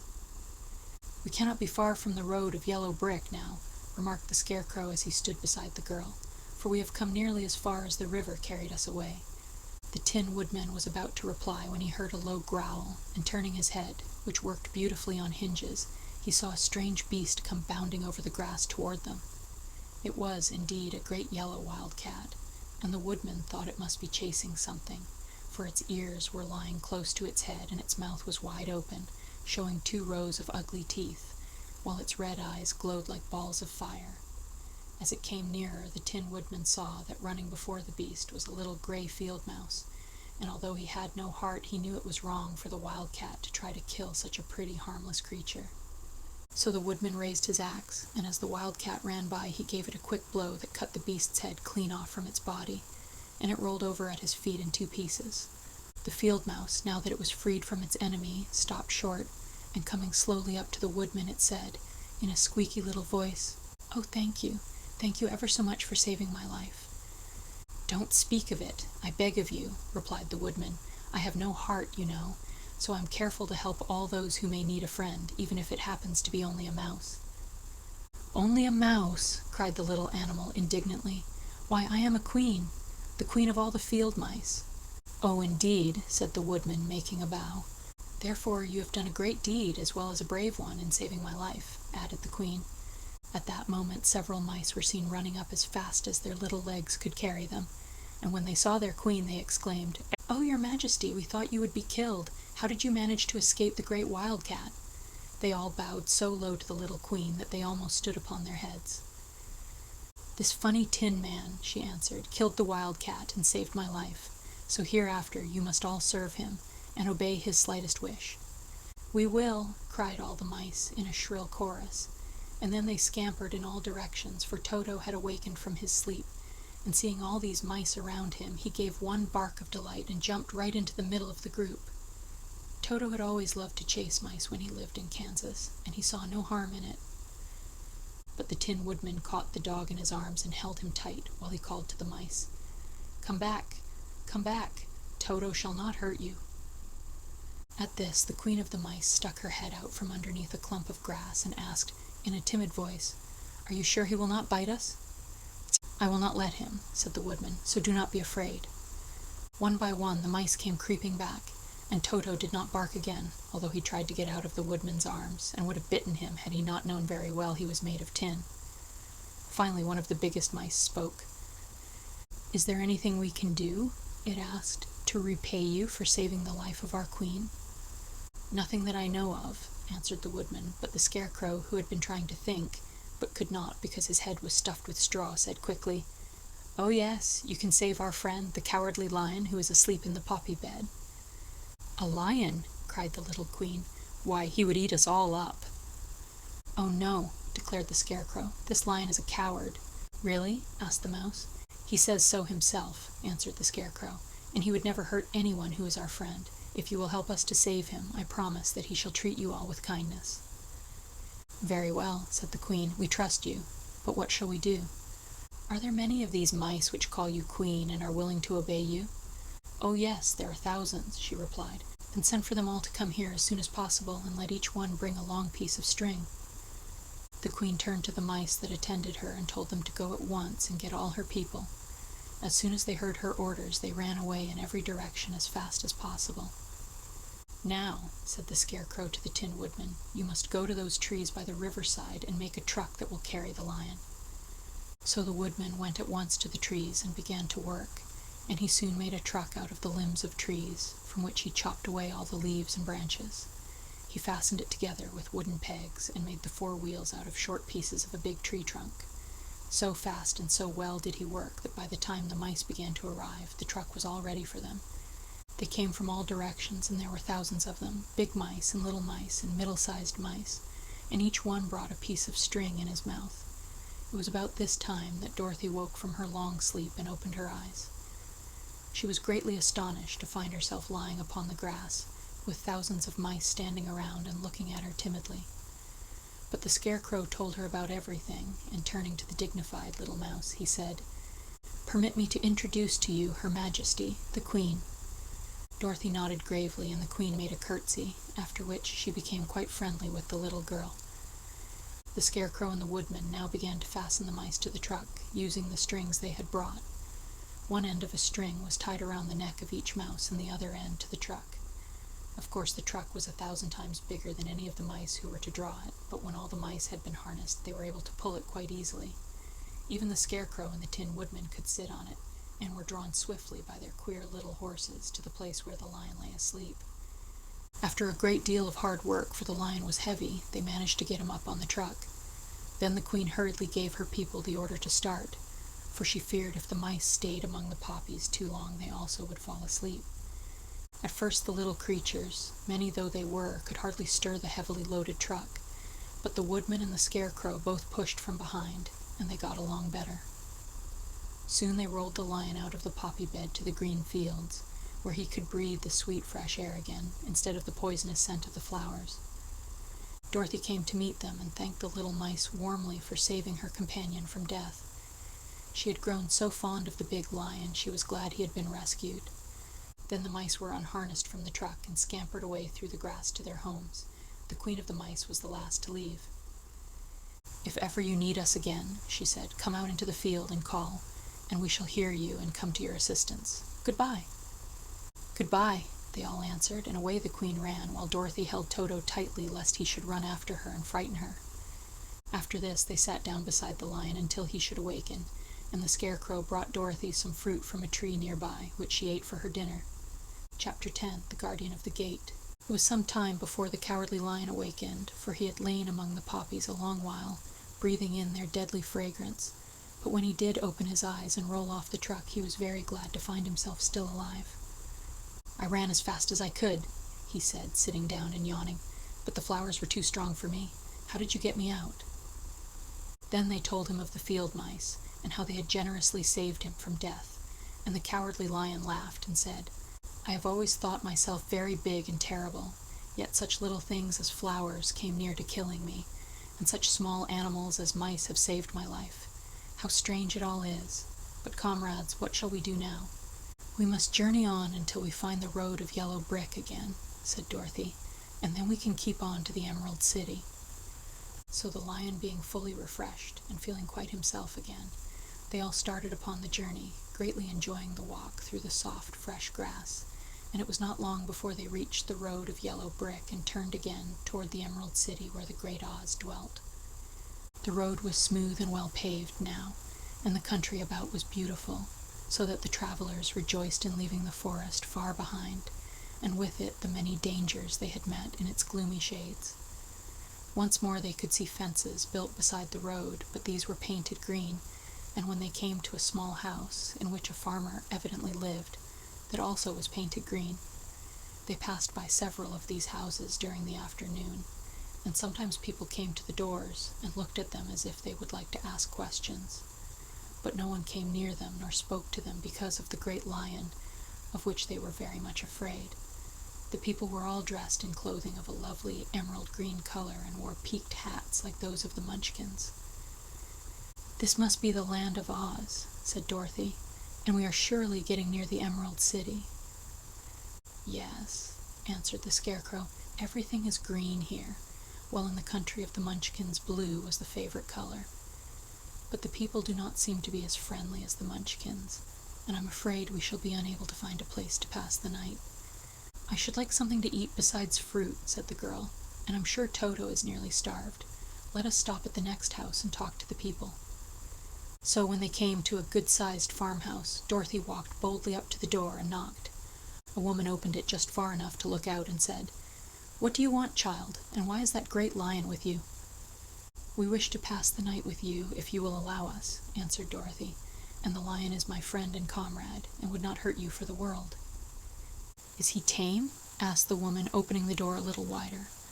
"Oh, yes," said the girl, "and he is a great coward, too. He will be more afraid of you than you are of him." "Well," said the woman, after thinking it over and taking another peep at the lion, "if that is the case, you may come in, and I will give you some supper and a place to sleep." So they all entered the house, where there were, besides the woman, 2 children and a man. The man had hurt his leg and was lying on the couch in a corner. They seemed greatly surprised to see so strange a company, and while the woman was busy laying the table, the man asked, "Where are you all going?" "To the Emerald City," said Dorothy, "to see the Great Oz." "Oh, indeed!" exclaimed the man. "Are you sure that Oz will see you?" "Why not?" she replied. "Why, it is said that he never lets anyone come into his presence. I have been to the Emerald City many times, and it is a beautiful and wonderful place, but I have never been permitted to see the Great Oz, nor do I know of any living person who has seen him." "Does he never go out?" asked the Scarecrow. "Never. He sits day after day in the great throne room of his palace, and even those who wait upon him do not see him face to face." "What is he like?" asked the girl. "That is hard to tell," said the man thoughtfully. "You see, Oz is a great wizard, and can take on any form he wishes, so that some say he looks like a bird, and some say he looks like an elephant, and some say he looks like a cat. To others he appears as a beautiful fairy, or a brownie, or in any other form that pleases him. But who the real Oz is, when he is in his own form, no living person can tell." "That is very strange," said Dorothy, "but we must try, in some way, to see him, or we shall have made our journey for nothing." "Why do you wish to see the terrible Oz?" asked the man. "I want him to give me some brains," said the Scarecrow eagerly. "Oh, Oz could do that easily enough," declared the man. "He has more brains than he needs." "And I want him to give me a heart," said the Tin Woodman. "That will not trouble him," continued the man, "for Oz has a large collection of hearts of all sizes and shapes." "And I want him to give me courage," said the Cowardly Lion. "Oz keeps a great pot of courage in his throne room," said the man, "which he has covered with a golden plate to keep it from running over. He will be glad to give you some." and I want him to send me back to Kansas," said Dorothy. "Where is Kansas?" asked the man with surprise. "I don't know," replied Dorothy sorrowfully, "but it is my home, and I'm sure it's somewhere." "Very likely. Well, Oz can do anything, so I suppose he will find Kansas for you. But first you must get to see him, and that will be a hard task, for the Great Wizard does not like to see anyone, and he usually has his own way. But what do you want?" he continued, speaking to Toto. Toto only wagged his tail, for strange to say, he could not speak. The woman now called to them that supper was ready, so they gathered around the table, and Dorothy ate some delicious porridge and a dish of scrambled eggs and a plate of nice white bread, and enjoyed her meal. The lion ate some of the porridge, but did not care for it, saying it was made from oats, and oats were food for horses, not for lions. The Scarecrow and the Tin Woodman ate nothing at all. Toto ate a little of everything, and was glad to get a good supper again. The woman now gave Dorothy a bed to sleep in, and Toto lay down beside her, while the lion guarded the door of her room so she might not be disturbed. The Scarecrow and the Tin Woodman stood up in a corner and kept quiet all night, although of course they could not sleep. The next morning, as soon as the sun was up, they started on their way, and soon saw a beautiful green glow in the sky just before them. "That must be the Emerald City," said Dorothy. As they walked on, the green glow became brighter and brighter, and it seemed that at last they were nearing the end of their travels. Yet it was afternoon before they came to the great wall that surrounded the city. It was high and thick and of a bright green color. In front of them, and at the end of the road of yellow brick, was a big gate, all studded with emeralds that glittered so in the sun that even the painted eyes of the Scarecrow were dazzled by their brilliancy. There was a bell beside the gate, and Dorothy pushed the button and heard a silvery tinkle sound within. Then the big gate swung slowly open, and they all passed through and found themselves in a high-arched room, the walls of which glistened with countless emeralds.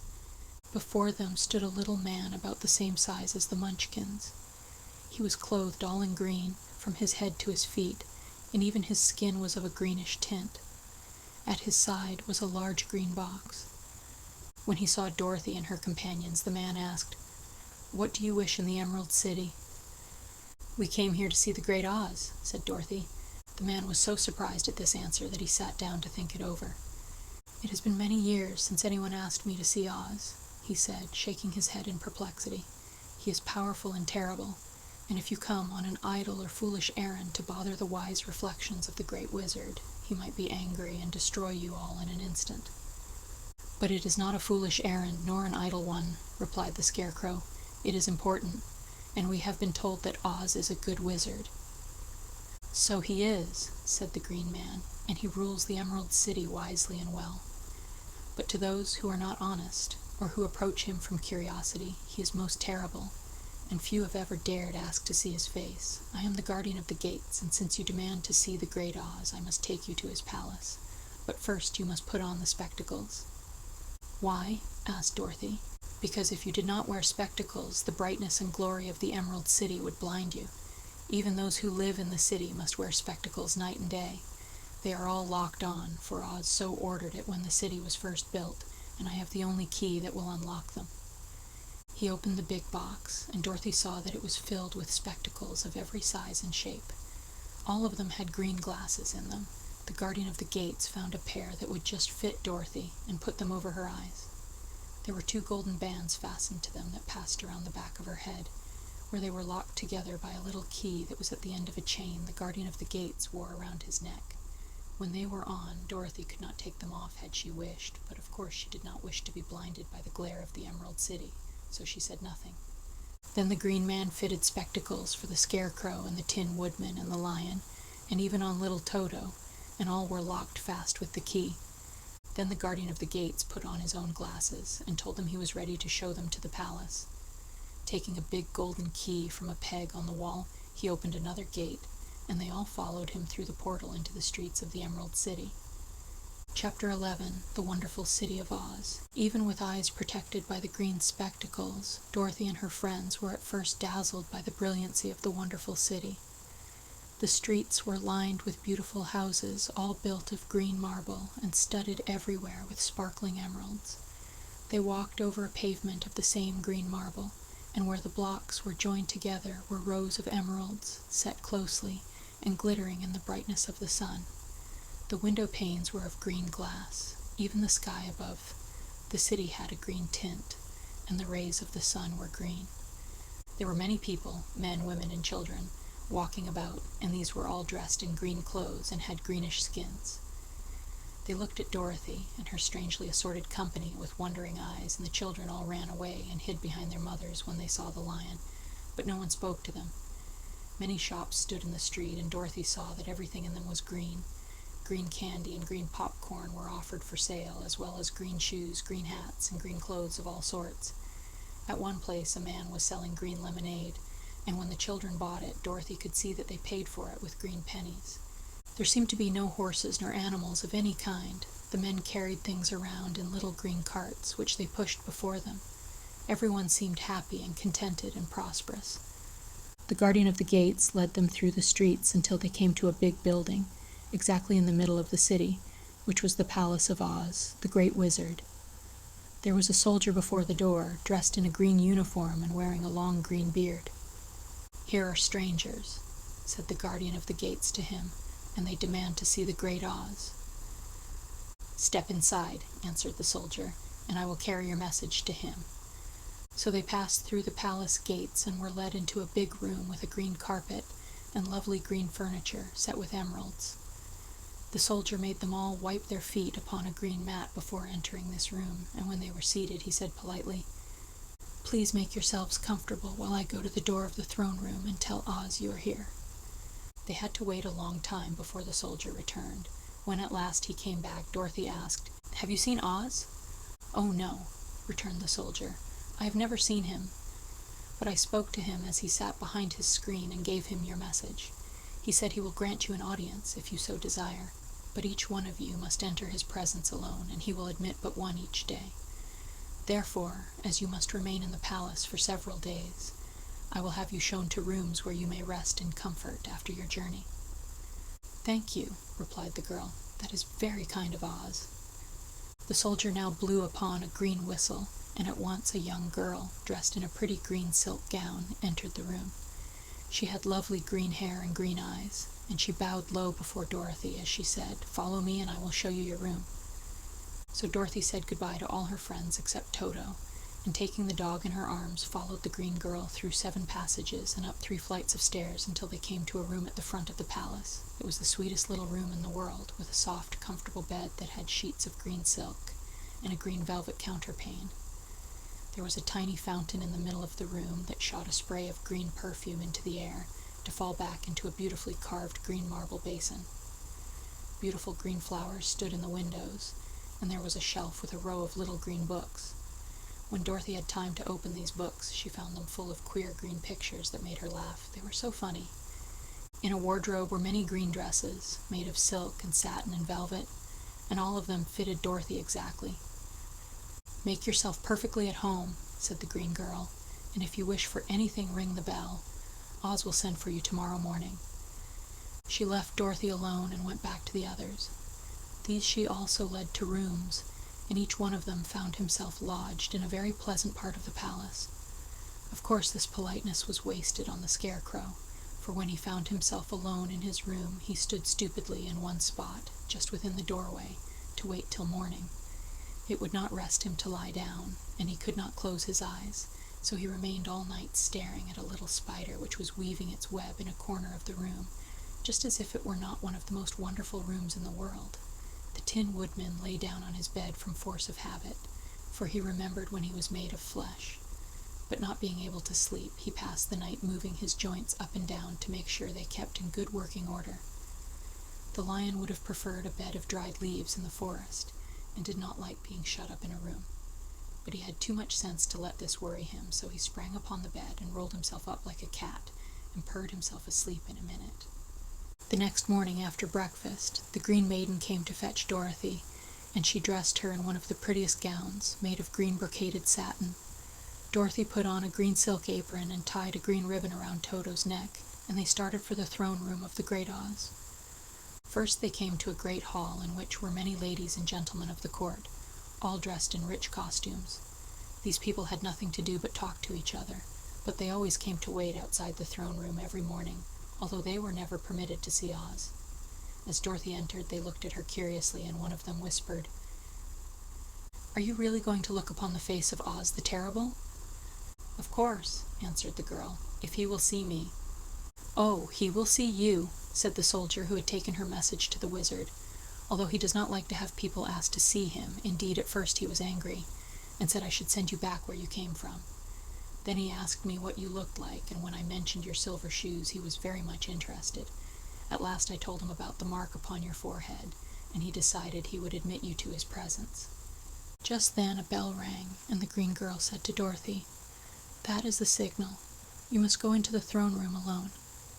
She opened a little door, and Dorothy walked boldly through and found herself in a wonderful place.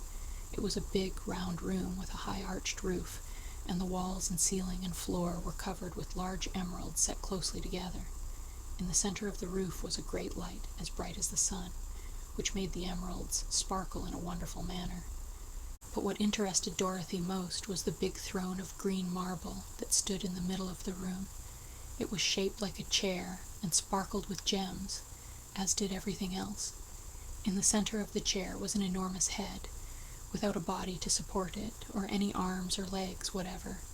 There was no hair upon this head, but it had eyes and a nose and mouth, and was much bigger than the head of the biggest giant. As Dorothy gazed upon this in wonder and fear, the eyes turned slowly and looked at her sharply and steadily. Then the mouth moved, and Dorothy heard a voice say, "I am Oz, the great and terrible. Who are you, and why do you seek me?"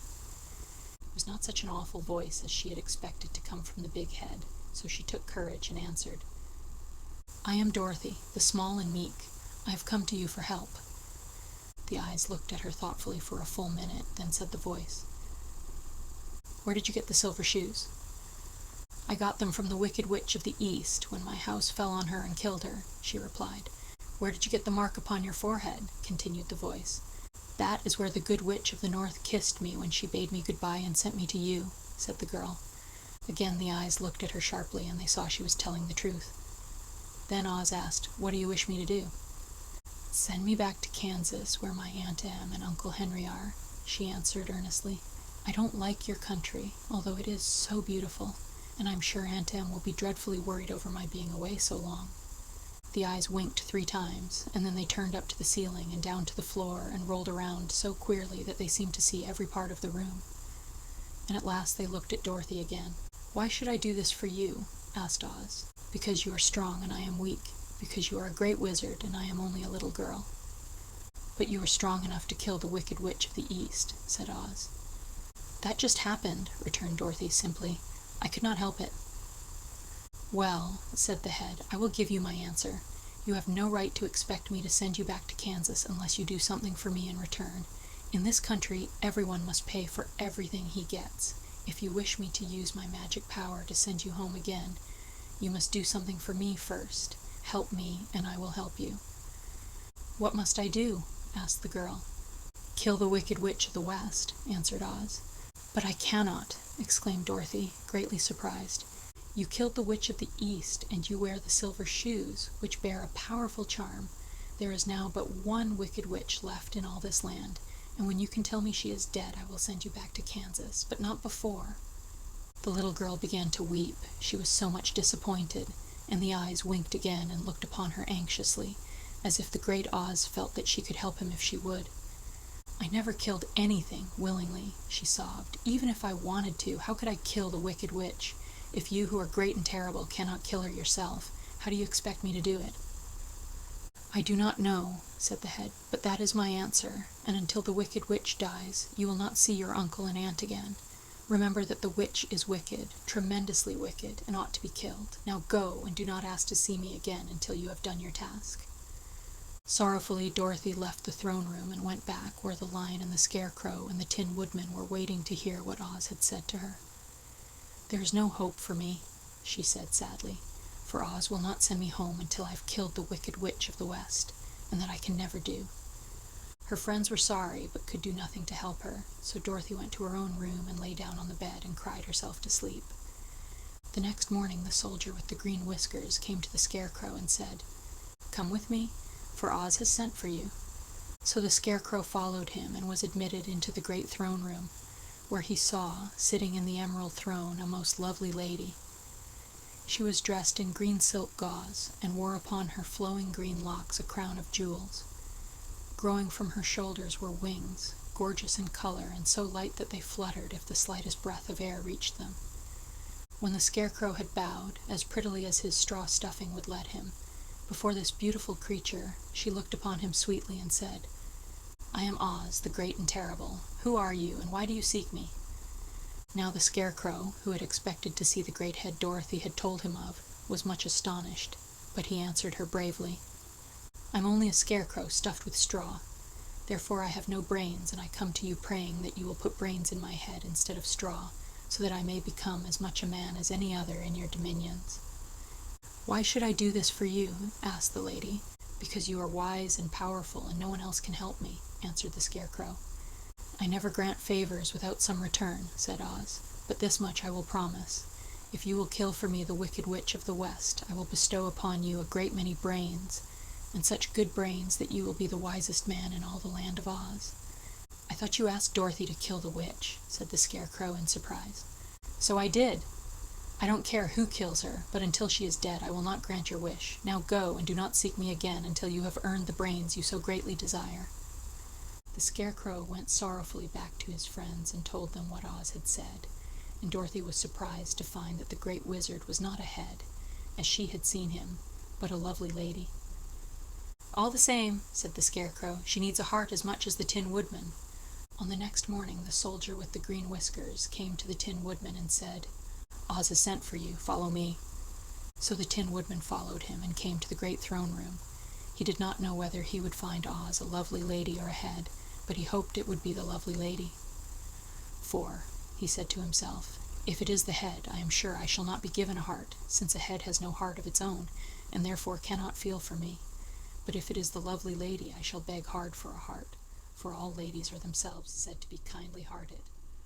But when the woodman entered the great throne room, he saw neither the head nor the lady, for Oz had taken the shape of a most terrible beast. It was nearly as big as an elephant, and the green throne seemed hardly strong enough to hold its weight. The beast had a head like that of a rhinoceros, only there were 5 eyes in its face. There were 5 long arms growing out of its body, and it also had 5 long, slim legs. Thick, woolly hair covered every part of it, and a more dreadful-looking monster could not be imagined. It was fortunate the Tin Woodman had no heart at that moment, for it would have beat loud and fast from terror. But being only tin, the woodman was not at all afraid, although he was much disappointed. "I am Oz, the great and terrible," spoke the beast, in a voice that was one great roar. "Who are you, and why do you seek me?" "I am a woodman and made of tin, therefore I have no heart and cannot love. I pray you to give me a heart that I may be as other men are." "Why should I do this?" demanded the beast. "Because I ask it, and you alone can grant my request," answered the woodman.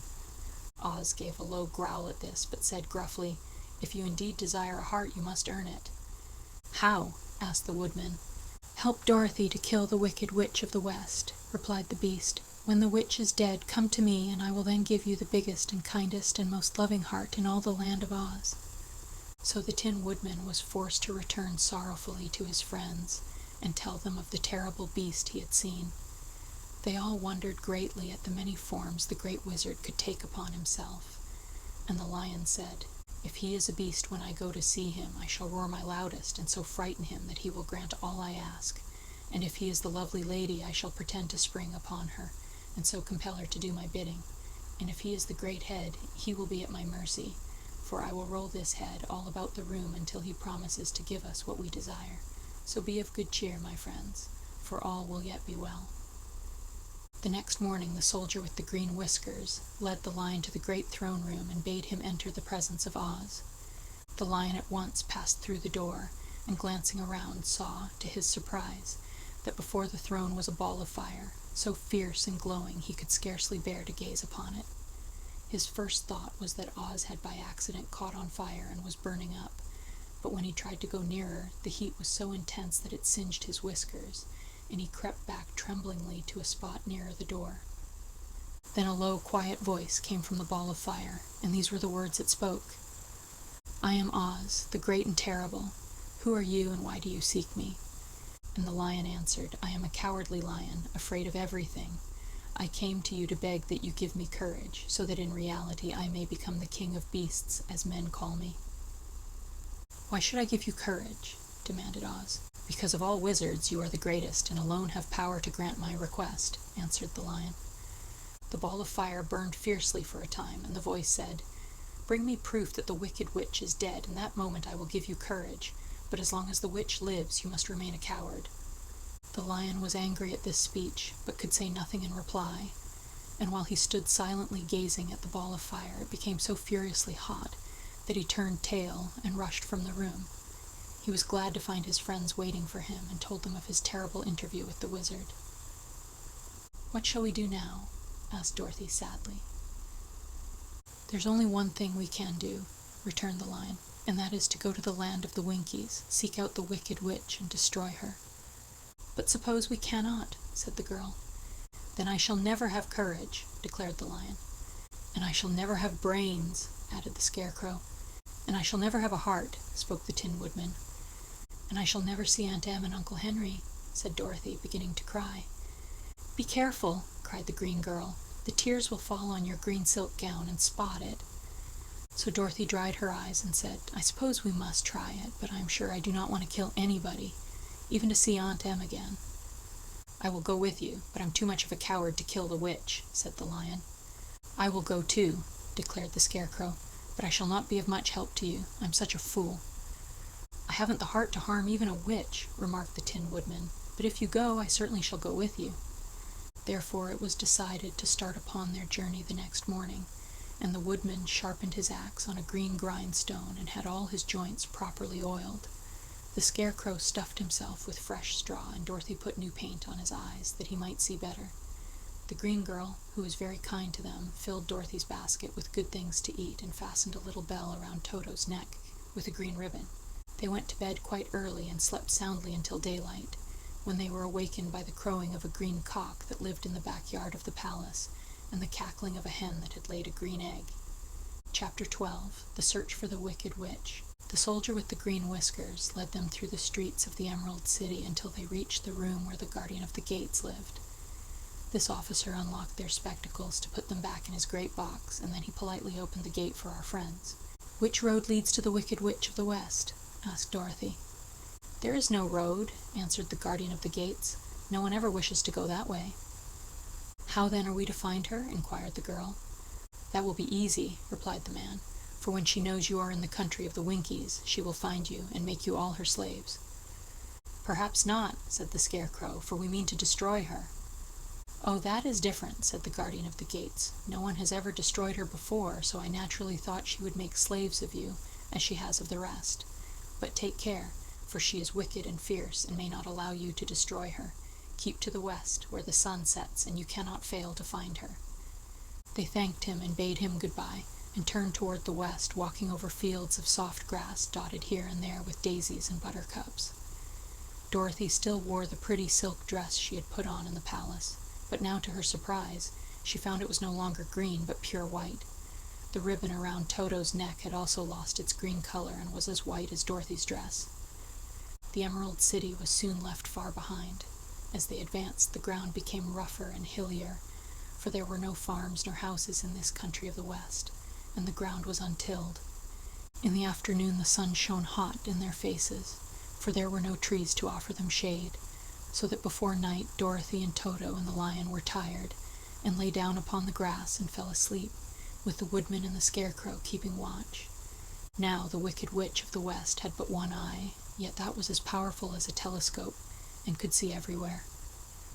So as she sat in the door of her castle, she happened to look around and saw Dorothy lying asleep, with her friends all about her. They were a long distance off, but the Wicked Witch was angry to find them in her country, so she blew upon a silver whistle that hung around her neck.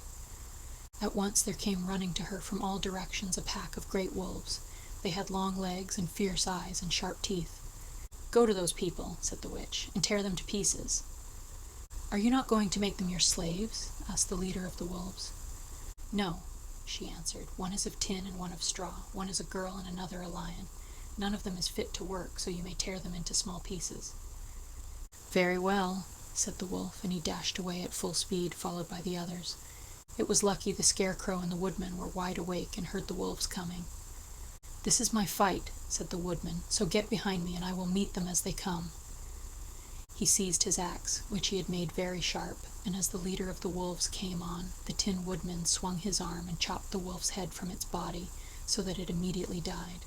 As soon as he could raise his axe, another wolf came up, and he also fell under the sharp edge of the Tin Woodman's weapon.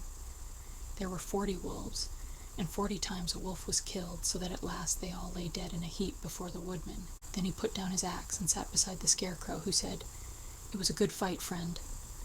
They waited until Dorothy awoke the next morning.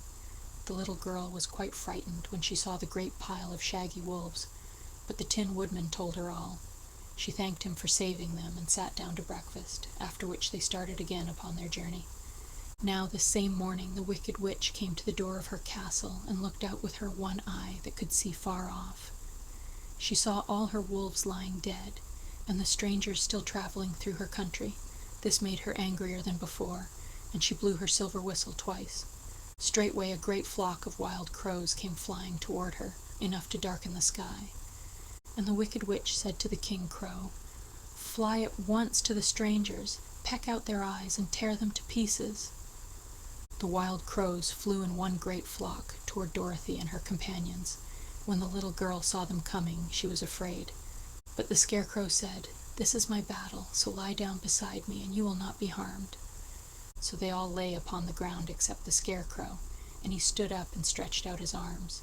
And when the crows saw him, they were frightened, as these birds always are by scarecrows, and did not dare to come any nearer. But the King Crow said, "It is only a stuffed man. I will peck his eyes out."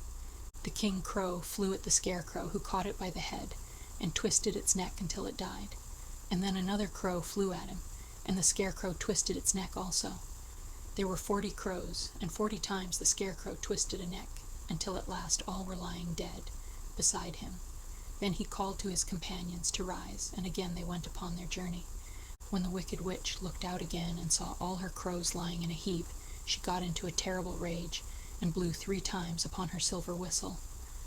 Forthwith there was heard a great buzzing in the air, and a swarm of black bees came flying toward her. "Go to the strangers and sting them to death," commanded the witch, and the bees turned and flew rapidly until they came to where Dorothy and her friends were walking. But the Woodman had seen them coming, and the Scarecrow had decided what to do. "Take out my straw and scatter it over the little girl and the dog and the lion," he said to the Woodman, "and the bees cannot sting them."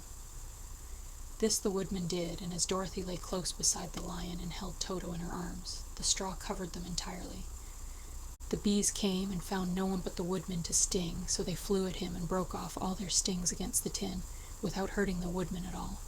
And as bees cannot live when their stings are broken, that was the end of the black bees, and they lay scattered thick about the Woodman, like little heaps of fine coal. Then Dorothy and the lion got up, and the girl helped the Tin Woodman put the straw back into the Scarecrow again, until he was as good as ever. So they started upon their journey once more. The Wicked Witch was so angry when she saw her black bees in little heaps like fine coal that she stamped her foot and tore her hair and gnashed her teeth. And then she called a dozen of her slaves, who were the Winkies, and gave them sharp spears, telling them to go to the strangers and destroy them. The Winkies were not a brave people, but they had to do as they were told, so they marched away until they came near to Dorothy. Then the lion gave a great roar and sprang towards them, and the poor Winkies were so frightened that they ran back as fast as they could. When they returned to the castle, the Wicked Witch beat them well with a strap and sent them back to their work, after which she sat down to think what she should do next. She could not understand how all her plans to destroy these strangers had failed, but she was a powerful witch, as well as a wicked one, and she soon made up her mind how to act. There was in her cupboard a golden cap with a circle of diamonds and rubies running round it. This golden cap had a charm. Whoever owned it could call 3 times upon the winged monkeys, who would obey any order they were given, but no person could command these strange creatures more than 3 times. Twice already the Wicked Witch had used the charm of the cap. Once was when she had made the Winkies her slaves, and set herself to rule over their country. The winged monkeys had helped her do this. The second time was when she had fought against the Great Oz himself, and driven him out of the land of the West. The winged monkeys had also helped her in doing this. Only once more could she use this golden cap, for which reason she did not like to do so until all her other powers were exhausted. But now that her fierce wolves and her wild crows and her stinging bees were gone, and her slaves had been scared away by the cowardly lion, she saw there was only one way left to destroy Dorothy and her friends. So the wicked witch took the golden cap from her cupboard and placed it upon her head. Then she stood upon her left foot and said slowly, Epe, pepe, kake. Next she stood upon her right foot and said, Hillo, hollo, hello. After this she stood upon both feet and cried in a loud voice, Zizzy, zuzzy, zik. Now the charm began to work. The sky was darkened, and a low rumbling sound was heard in the air. There was a rushing of many wings, a great chattering and laughing, and the sun came out of the dark sky to show the wicked witch surrounded by a crowd of monkeys, each with a pair of immense and powerful wings on his shoulders. One, much bigger than the others, seemed to be their leader. He flew close to the witch and said, You have called us for the third and last time. What do you command? Go to the strangers who are within my land and destroy them all except the lion, said the wicked witch. Bring that beast to me, for I have a mind to harness him like a horse and make him work. Your commands shall be obeyed, said the leader. Then, with a great deal of chattering and noise, the winged monkeys flew away to the place where Dorothy and her friends were walking. Some of the monkeys seized the Tin Woodman and carried him through the air until they were over a country thickly covered with sharp rocks. Here they dropped the poor woodman, who fell a great distance to the rocks, where he lay so battered and dented that he could neither move nor groan. Others of the monkeys caught the Scarecrow, and with their long fingers pulled all of the straw out of his clothes and head. They made his hat and boots and clothes into a small bundle, and threw it into the top branches of a tall tree. The remaining monkeys threw pieces of stout rope around the lion and wound many coils about his body and head and legs, until he was unable to bite or scratch or struggle in any way. Then they lifted him up and flew away with him to the witch's castle, where he was placed in a small yard with a high iron fence around it, so that he could not escape. But Dorothy they did not harm at all. She stood, with Toto in her arms, watching the sad fate of her comrades and thinking it would soon be her turn. The leader of the winged monkeys flew up to her, his long, hairy arms stretched out and his ugly face grinning terribly. But he saw the mark of the good witch's kiss upon her forehead and stopped short, motioning the others not to touch her. We dare not harm this little girl, he said to them, for she is protected by the power of good, and that is greater than the power of evil. All we can do is to carry her to the castle of the wicked witch and leave her there. So carefully and gently they lifted Dorothy in their arms and carried her swiftly through the air until they came to the castle, where they set her down upon the front doorstep. Then the leader said to the witch, We have obeyed you as far as we were able. The Tin Woodman and the Scarecrow are destroyed, and the lion is tied up in your yard. The little girl we dare not harm, nor the dog she carries in her arms. Your power over our band is now ended, and you will never see us again. Then all the winged monkeys, with much laughing and chattering and noise, flew into the air and were soon out of sight. The wicked witch was both surprised and worried when she saw the mark on Dorothy's forehead, for she knew well that neither the winged monkeys nor she herself dare hurt the girl in any way. She looked down at Dorothy's feet and, seeing the silver shoes, began to tremble with fear, for she knew what a powerful charm belonged to them. At first the witch was tempted to run away from Dorothy, but she happened to look into the child's eyes and saw how simple the soul behind them was, and that the little girl did not know of the wonderful power the silver shoes gave her. So the wicked witch laughed to herself and thought, I can still make her my slave, for she does not know how to use her power. Then she said to Dorothy, harshly and severely, Come with me, and see that you mind everything I tell you, for if you do not, I will make an end of you, as I did of the Tin Woodman and the Scarecrow. Dorothy followed her through many of the beautiful rooms in her castle until they came to the kitchen, where the witch bade her clean the pots and kettles, and sweep the floor, and keep the fire fed with wood. Dorothy went to work meekly, with her mind made up to work as hard as she could, for she was glad the wicked witch had decided not to kill her. With Dorothy hard at work, the witch thought she would go into the courtyard and harness the cowardly lion like a horse. It would amuse her, she was sure, to make him draw her chariot whenever she wished to go to drive. But as she opened the gate, the lion gave a loud roar and bounded at her so fiercely that the witch was afraid and ran out and shut the gate again. If I cannot harness you, said the witch to the lion, speaking through the bars of the gate. "I can starve you. You shall have nothing to eat until you do as I wish." So after that she took no food to the imprisoned lion, but every day she came to the gate at noon and asked, "Are you ready to be harnessed like a horse?" And the lion would answer, "No. If you come in this yard, I will bite you." The reason the lion did not have to do as the witch wished was that every night, while the woman was asleep, Dorothy carried him food from the cupboard. After he had eaten, he would lie down on his bed of straw, and Dorothy would lie beside him and put her head on his soft, shaggy mane, while they talked of their troubles and tried to plan some way to escape. But they could find no way to get out of the castle, for it was constantly guarded by the yellow Winkies, who were the slaves of the wicked witch and too afraid of her not to do as she told them.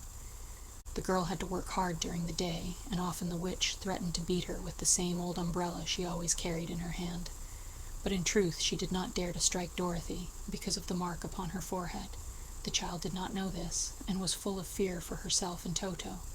Once the witch struck Toto a blow with her umbrella, and the brave little dog flew at her and bit her leg in return. The witch did not bleed where she was bitten, for she was so wicked that the blood in her had dried up many years before. Dorothy's life became very sad as she grew to understand that it would be harder than ever to get back to Kansas and Aunt Em again. Sometimes she would cry bitterly for hours, with Toto sitting at her feet and looking into her face, whining dismally to show how sorry he was for his little mistress. Toto did not really care whether he was in Kansas or the land of Oz, so long as Dorothy was with him. But he knew the little girl was unhappy, and that made him unhappy too. Now the wicked witch had a great longing to have for her own the silver shoes which the girl always wore. Her bees and her crows and her wolves were lying in heaps and drying up, and she had used up all the power of the golden cap. But if she could only get hold of the silver shoes, they would give her more power than all the other things she had lost. She watched Dorothy carefully to see if she ever took off her shoes, thinking she might steal them. But the child was so proud of her pretty shoes that she never took them off except at night and when she took her bath. The witch was too much afraid of the dark to dare go in Dorothy's room at night to take the shoes, and her dread of water was greater than her fear of the dark, so she never came near when Dorothy was bathing. Indeed, the old witch never touched water, nor ever let water touch her in any way. But the wicked creature was very cunning, and she finally thought of a trick that would give her what she wanted. She placed a bar of iron in the middle of the kitchen floor, and then by her magic arts made the iron invisible to human eyes, so that when Dorothy walked across the floor she stumbled over the bar, not being able to see it, and fell at full length. She was not much hurt, but in her fall one of the silver shoes came off, and before she could reach it the witch had snatched it away and put it on her own skinny foot. The wicked woman was greatly pleased with the success of her trick, for as long as she had one of the shoes she owned half the power of their charm, and Dorothy could not use it against her, even had she known how to do so. The little girl, seeing she had lost one of her pretty shoes, grew angry, and said to the witch, "Give me back my shoe." "I will not," retorted the witch, "for it is now my shoe and not yours." "You are a wicked creature," cried Dorothy. "You have no right to take my shoe from me." "I shall keep it just the same," said the witch, laughing at her, "and someday I shall get the other one from you, too." This made Dorothy so very angry that she picked up the bucket of water that stood near and dashed it over the witch, wetting her from head to foot. Instantly the wicked woman gave a loud cry of fear, and then, as Dorothy looked at her in wonder, the witch began to shrink and fall away. "See what you have done," she screamed. "In a minute I shall melt away." "I'm very sorry indeed," said Dorothy, who was truly frightened to see the witch actually melting away like brown sugar before her very eyes. "Didn't you know water would be the end of me?" asked the witch in a wailing, despairing voice. "Of course not," answered Dorothy. "How should I?" "Well, in a few minutes I shall be all melted, and you will have the castle to yourself. I have been wicked in my day, but I never thought a little girl like you would ever be able to melt me and end my wicked deeds. Look out, here I go."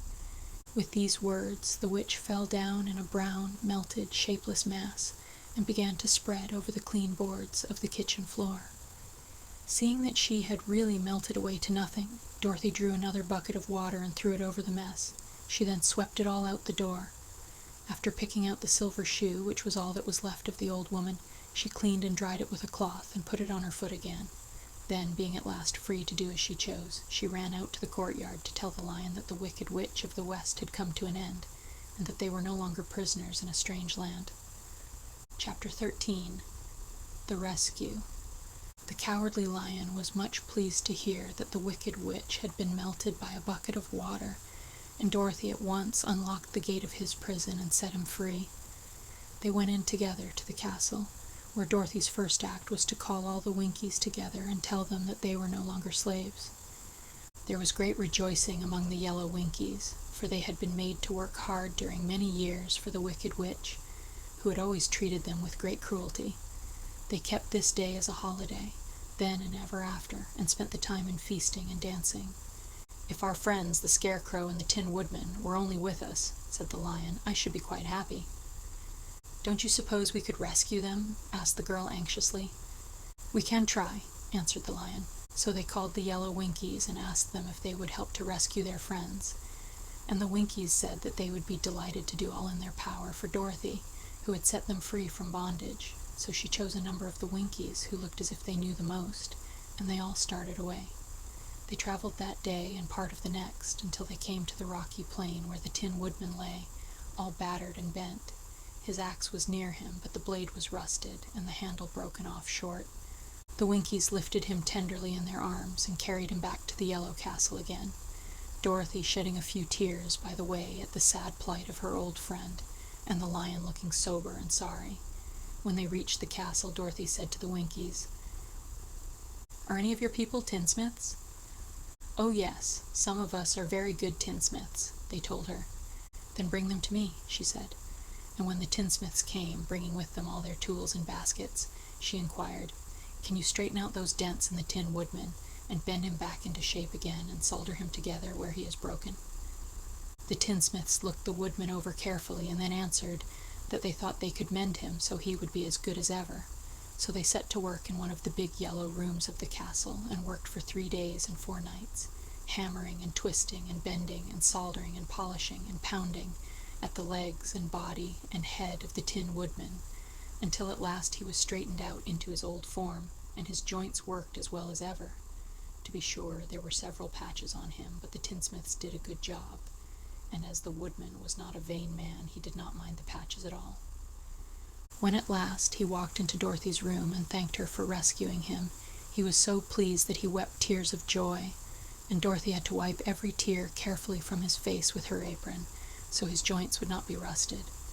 At the same time, her own tears fell thick and fast at the joy of meeting her old friend again, and these tears did not need to be wiped away. As for the lion, he wiped his eyes so often with the tip of his tail that it became quite wet, and he was obliged to go out into the courtyard and hold it in the sun till it dried.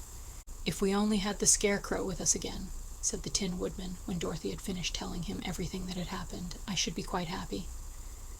"We must try to find him," said the girl. So she called the Winkies to help her, and they walked all that day and part of the next until they came to the tall tree in the branches of which the winged monkeys had tossed the Scarecrow's clothes. It was a very tall tree, and the trunk was so smooth that no one could climb it. But the woodman said at once, "I'll chop it down, and then we can get the Scarecrow's clothes." Now, while the tinsmiths had been at work mending the woodman himself, another of the Winkies, who was a goldsmith, had made an axe handle of solid gold and fitted it to the woodman's axe, instead of the old broken handle. Others polished the blade until all the rust was removed and it glistened like burnished silver. As soon as he had spoken, the Tin Woodman began to chop, and in a short time the tree fell over with a crash, whereupon the Scarecrow's clothes fell out of the branches and rolled off on the ground. Dorothy picked them up and had the Winkies carry them back to the castle, where they were stuffed with nice clean straw, and behold, here was the Scarecrow, as good as ever, thanking them over and over again for saving him. Now that they were reunited, Dorothy and her friends spent a few happy days at the Yellow Castle, where they found everything they needed to make them comfortable. But one day the girl thought of Aunt Em and said, "We must go back to Oz and claim his promise." "Yes," said the Woodman, "at last I shall get my heart." "And I shall get my brains," added the Scarecrow joyfully. "And I shall get my courage," said the Lion thoughtfully. "And I shall get back to Kansas," cried Dorothy, clapping her hands. "Oh, let us start for the Emerald City tomorrow." This they decided to do. The next day they called the Winkies together and bade them goodbye. The Winkies were sorry to have them go, and they had grown so fond of the Tin Woodman that they begged him to stay and rule over them and the yellow land of the west. Finding they were determined to go, the Winkies gave Toto and the lion each a golden collar, and to Dorothy they presented a beautiful bracelet studded with diamonds, and to the Scarecrow they gave a gold-headed walking stick to keep him from stumbling, and to the Tin Woodman they offered a silver oil can inlaid with gold and set with precious jewels. Every one of the travelers made the Winkies a pretty speech in return, and all shook hands with them until their arms ached. Dorothy went to the witch's cupboard to fill her basket with food for the journey, and there she saw the golden cap. She tried it on her own head and found that it fitted her exactly. She did not know anything about the charm of the golden cap, but she saw that it was pretty, so she made up her mind to wear it and carry her sunbonnet in the basket. Then, being prepared for the journey, they all started for the Emerald City, and the Winkies gave them 3 cheers and many good wishes to carry with them. Chapter 14. The Winged Monkeys. You will remember there was no road, not even a pathway, between the castle of the Wicked Witch and the Emerald City. When the 4 travelers went in search of the witch, she had seen them coming, and so sent the winged monkeys to bring them to her. It was much harder to find their way back through the big fields of buttercups and yellow daisies than it was being carried. They knew, of course, they must go straight east toward the rising sun, and they started off in the right way. But at noon, when the sun was over their heads, they did not know which was east and which was west, and that was the reason they were lost in the great fields. They kept on walking, however, and at night the moon came out and shone brightly. So they lay down among the sweet-smelling yellow flowers and slept soundly until morning, all but the Scarecrow and the Tin Woodman. The next morning the sun was behind a cloud, but they started on as if they were quite sure which way they were going. "If we walk far enough," said Dorothy, "I'm sure we shall sometime come to some place." But day by day passed away, and they still saw nothing before them but the scarlet fields. The Scarecrow began to grumble a bit. "We have surely lost our way," he said, "and unless we find it again in time to reach the Emerald City, I shall never get my brains." "Nor I my heart," declared the Tin Woodman. "It seems to me I can scarcely wait till I get to Oz, and you must admit this is a very long journey." "You see," said the Cowardly Lion with a whimper, "I haven't the courage to keep tramping forever without getting anywhere at all." Then Dorothy lost heart. She sat down on the grass and looked at her companions, and they sat down and looked at her, and Toto found that for the first time in his life he was too tired to chase a butterfly that flew past his head. So he put out his tongue and panted and looked at Dorothy as if to ask what they should do next. "Suppose we call the field mice," she suggested. "They could probably tell us the way to the Emerald City." "To be sure they could," cried the Scarecrow. "Why didn't we think of that before?" Dorothy blew the little whistle she had always carried about her neck since the Queen of the Mice had given it to her. In a few minutes they heard the pattering of tiny feet, and many of the small gray mice came running up to her. Among them was the Queen herself, who asked, in her squeaky little voice, "What can I do for my friends?" "We have lost our way," said Dorothy. "Can you tell us where the Emerald City is?" "Certainly," answered the Queen, "but it is a great way off, for you have had it at your backs all this time." Then she noticed Dorothy's golden cap and said, "Why don't you use the charm of the cap and call the winged monkeys to you? They will carry you to the city of Oz in less than an hour." "I didn't know there was a charm," answered Dorothy in surprise. "What is it?" "It is written inside the golden cap," replied the Queen of the Mice. "But if you are going to call the winged monkeys, we must run away, for they are full of mischief and think it great fun to plague us." "Won't they hurt me?" asked the girl anxiously. "Oh, no, they must obey the wearer of the cap. Goodbye." And she scampered out of sight with all the mice hurrying after her. Dorothy looked inside the golden cap and saw some words written upon the lining. These, she thought, must be the charm, so she read the directions carefully and put the cap upon her head. "Eppe pepe kake," she said, standing on her left foot. "What did you say?" asked the Scarecrow, who did not know what she was doing.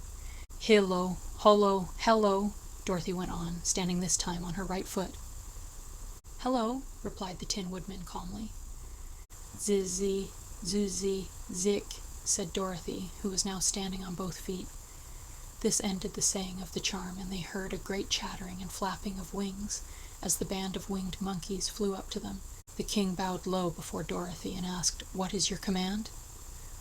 "We wish to go to the Emerald City," said the child, "and we have lost our way." "We will carry you," replied the king, and no sooner had he spoken than 2 of the monkeys caught Dorothy in their arms and flew away with her. Others took the Scarecrow and the Woodman and the Lion, and 1 little monkey seized Toto and flew after them, although the dog tried hard to bite him. The Scarecrow and the Tin Woodman were rather frightened at first, for they remembered how badly the winged monkeys had treated them before. But they saw that no harm was intended, so they rode through the air quite cheerfully, and had a fine time looking at the pretty gardens and woods far below them. Dorothy found herself riding easily between 2 of the biggest monkeys, one of them the king himself. They had made a chair of their hands, and were careful not to hurt her. "Why do you have to obey the charm of the golden cap?" she asked. "That is a long story," answered the king with a winged laugh, "but as we have a long journey before us, I will pass the time by telling you about it if you wish." "I shall be glad to hear it," she replied. "Once," began the leader, "we were a free people, living happily in the great forest, flying from tree to tree, eating nuts and fruit, and doing just as we pleased without calling anybody master.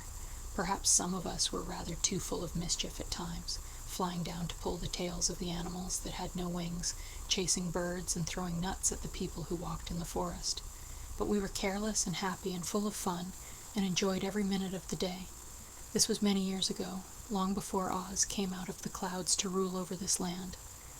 There lived here then, away at the north, a beautiful princess, who was also a powerful sorceress. All her magic was used to help the people, and she was never known to hurt anyone who was good. Her name was Gale, and she lived in a handsome palace built from great blocks of ruby.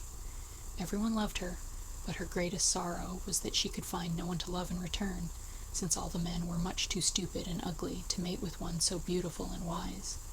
At last, however, she found a boy who was handsome and manly, and wise beyond his years.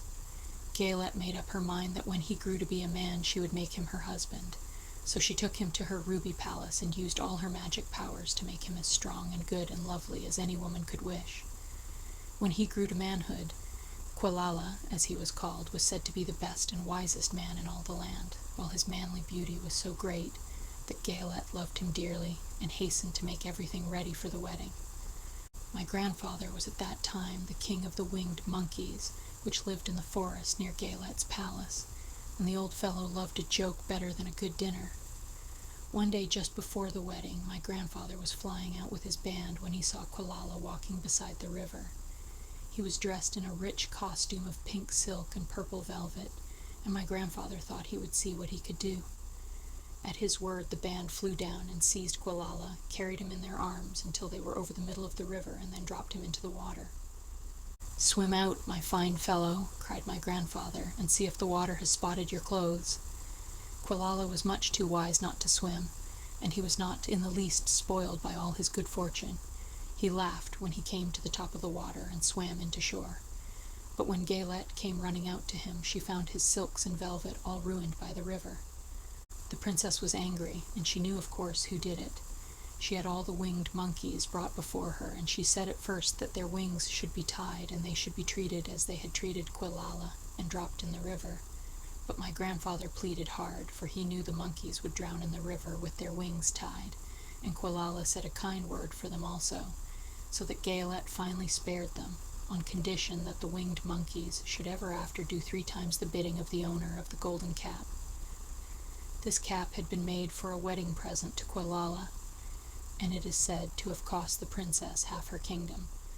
Of course, my grandfather and all the other monkeys at once agreed to the condition, and that is how it happens that we are 3 times the slaves of the owner of the golden cap, whosoever he may be. "And what became of them?" asked Dorothy, who had been greatly interested in the story.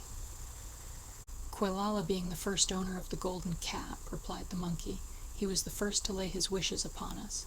As his bride could not bear the sight of us, he called us all to him in the forest after he had married her, and ordered us always to keep where she could never again set eyes on a winged monkey, which we were glad to do, for we were all afraid of her. This was all we ever had to do until the golden cap fell into the hands of the wicked witch of the West, who made us enslave the Winkies, and afterward drive Oz himself out of the land of the West. Now the golden cap is yours, and 3 times you have the right to lay your wishes upon us." As the Monkey King finished his story, Dorothy looked down and saw the green shining walls of the Emerald City before them. She wondered at the rapid flight of the monkeys, but was glad the journey was over. The strange creatures set the travelers down carefully before the gate of the city. The king bowed low to Dorothy, and then flew swiftly away, followed by all his band. "That was a good ride," said the little girl. "Yes, and a quick way out of our troubles," replied the lion. "How lucky it was you brought away that wonderful cap." Chapter 15. The Discovery of Oz, the Terrible. The four travelers walked up to the great gate of Emerald City and rang the bell. After ringing several times, it was opened by the same guardian of the gates they had met before. "What, are you back again?" he asked in surprise. "Do you not see us?" answered the Scarecrow. "But I thought you had gone to visit the Wicked Witch of the West." "We did visit her," said the Scarecrow. "And she let you go again?" asked the man in wonder. "She could not help it, for she is melted," explained the Scarecrow. "Melted? Well, that is good news indeed," said the man. "Who melted her?" "It was Dorothy," said the lion gravely. "Good gracious!" exclaimed the man, and he bowed very low indeed before her. Then he led them into his little room and locked the spectacles from the great box on all their eyes, just as he had done before. Afterward they passed on through the gate into the Emerald City. When the people heard from the guardian of the gates that Dorothy had melted the Wicked Witch of the West, they all gathered around the travelers and followed them in a great crowd to the Palace of Oz. The soldier with the green whiskers was still on guard before the door, but he let them in at once, and they were again met by the beautiful green girl, who showed each of them to their old rooms at once, so they might rest until the great Oz was ready to receive them. The soldier had the news carried straight to Oz that Dorothy and the other travelers had come back again after destroying the Wicked Witch, but Oz made no reply. They thought the great wizard would send for them at once, but he did not. They had no word from him the next day, nor the next, nor the next. The waiting was tiresome and wearing, and at last they grew vexed that Oz should treat them in so poor a fashion, after sending them to undergo hardships and slavery. So the Scarecrow at last asked the green girl to take another message to Oz, saying if he did not let them in to see him at once, they would call the winged monkeys to help them, and find out whether he kept his promises or not. When the wizard was given this message, he was so frightened that he sent word for them to come to the throne room at 4 minutes after 9 o'clock the next morning. He had once met the winged monkeys in the land of the West, and he did not wish to meet them again. The four travelers passed a sleepless night, each thinking of the gift Oz had promised to bestow on him. Dorothy fell asleep only once, and then she dreamed she was in Kansas, where Aunt Em was telling her how glad she was to have her little girl at home again. Promptly at 9 o'clock the next morning, the green-whiskered soldier came to them, and 4 minutes later they all went into the throne room of the great Oz. Of course, each one of them expected to see the wizard in the shape he had taken before, and all were greatly surprised when they looked about and saw no one at all in the room. They kept close to the door and closer to one another, for the stillness of the empty room was more dreadful than any of the forms they had seen Oz take. Presently they heard a solemn voice that seemed to come from somewhere near the top of the great dome, and it said, "I am Oz, the great and terrible. Why do you seek me?" They looked again in every part of the room, and then, seeing no one, Dorothy asked, "Where are you?" "I'm everywhere," answered the voice, "but to the eyes of common mortals I'm invisible. I will now seat myself upon my throne, that you may converse with me." Indeed, the voice seemed just then to come straight from the throne itself, so they walked toward it and stood in a row while Dorothy said, "We have come to claim our promise, O Oz." "What promise?" asked Oz. "You promised to send me back to Kansas when the Wicked Witch was destroyed," said the girl. "And you promised to give me brains," said the Scarecrow. "And you promised to give me a heart," said the Tin Woodman. "And you promised to give me courage," said the Cowardly Lion. "Is the Wicked Witch really destroyed?"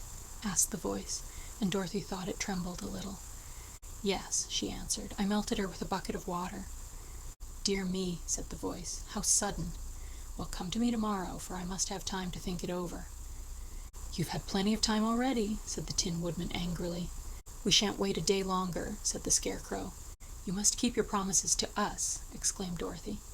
The lion thought it might be as well to frighten the wizard, so he gave a large, loud roar, which was so fierce and dreadful that Toto jumped away from him in alarm and tipped over the screen that stood in a corner. As it fell with a crash, they looked that way, and the next moment all of them were filled with wonder, for they saw, standing in just the spot the screen had hidden, a little old man, with a bald head and a wrinkled face, who seemed to be as much surprised as they were. The Tin Woodman, raising his axe, rushed toward the little man and cried out, "Who are you?" "I'm Oz, the Great and Terrible," said the little man in a trembling voice. "But don't strike me, please don't, and I'll do anything you want me to." Our friends looked at him in surprise and dismay. "I thought Oz was a great head," said Dorothy. "And I thought Oz was a lovely lady," said the Scarecrow. "And I thought Oz was a terrible beast," said the Tin Woodman. "And I thought Oz was a ball of fire," exclaimed the Lion. "No, you are all wrong," said the little man meekly. "I have been making believe." "Making believe!" cried Dorothy. "Are you not a great wizard?" "Hush, my dear," he said. "Don't speak so loud or you will be overheard and I should be ruined. I'm supposed to be a great wizard." "And aren't you?" she asked. "Not a bit of it, my dear. I'm just a common man." "You're more than that," said the Scarecrow in a grieved tone. "You're a humbug." "Exactly so," declared the little man, rubbing his hands together as if it pleased him. "I'm a humbug." "But this is terrible," said the Tin Woodman. "How shall I ever get my heart?" "Or I my courage?" asked the Lion. "Or I my brains?" wailed the Scarecrow, wiping the tears from his eyes with his coat sleeve. "My dear friends," said Oz, "I pray you not to speak of these little things. Think of me and the terrible trouble I'm in at being found out." "Doesn't anyone else know you're a humbug?" asked Dorothy. "No one knows it but you four, and myself," replied Oz. "I have fooled everyone so long that I thought I should never be found out. It was a great mistake my ever letting you into the throne room. Usually I will not see even my subjects, and so they believe I am something terrible." "But I don't understand," said Dorothy in bewilderment. "How was it that you appeared to me as a great head?" "That was one of my tricks," answered Oz. "Step this way, please, and I will tell you all about it." He led the way to a small chamber in the rear of the throne room, and they all followed him. He pointed to one corner, in which lay the great head, made out of many thicknesses of paper, and with a carefully painted face. "This I hung from the ceiling by a wire," said Oz. "I stood behind the screen and pulled a thread to make the eyes move and the mouth open." "But how about the voice?" she inquired. "Oh, I am a ventriloquist," said the little man. "I can throw the sound of my voice wherever I wish, so that you thought it was coming out of the head. Here are the other things I used to deceive you." He showed the Scarecrow the dress and the mask he had worn when he seemed to be the lovely lady, and the Tin Woodman saw that his terrible beast was nothing but a lot of skins, sewn together, with slats to keep their sides out. As for the ball of fire, the false wizard had hung that also from the ceiling. It was really a ball of cotton, but when oil was poured upon it, the ball burned fiercely. "Really," said the Scarecrow, "you ought to be ashamed of yourself for being such a humbug." I certainly am," answered the little man sorrowfully, "but it was the only thing I could do. Sit down, please, there are plenty of chairs, and I will tell you my story." So they sat down and listened while he told the following tale. "I was born in Omaha." "Why, that isn't very far from Kansas," cried Dorothy. "No, but it's farther from here," he said, shaking his head at her sadly. "When I grew up I became a ventriloquist, and at that I was very well trained by a great master. I can imitate any kind of a bird or beast." Here he mewed so like a kitten that Toto pricked up his ears and looked everywhere to see where she was. "After a time," continued Oz, "I tired of that and became a balloonist." "What is that?" asked Dorothy. "A man who goes up in a balloon on circus day so as to draw a crowd of people together and get them to pay to see the circus," he explained. "Oh," she said, "I know. Well, one day I went up in a balloon and the ropes got twisted so that I couldn't come down again. It went way up above the clouds, so far that a current of air struck it and carried it many, many miles away. For a day and a night I traveled through the air, and on the morning of the second day I awoke and found the balloon floating over a strange and beautiful country. It came down gradually, and I was not hurt a bit, but I found myself in the midst of a strange people, who, seeing me come from the clouds, thought I was a great wizard. Of course I let them think so, because they were afraid of me, and promised to do anything I wished them to. Just to amuse myself, and keep the good people busy, I ordered them to build this city, and my palace, and they did it all willingly and well. Then I thought, as the country was so green and beautiful, I would call it the Emerald City, and to make the name fit better I put green spectacles on all the people so that everything they saw was green. "But isn't everything here green?" asked Dorothy. "No more than in any other city," replied Oz. "But when you wear green spectacles, why, of course everything you see looks green to you.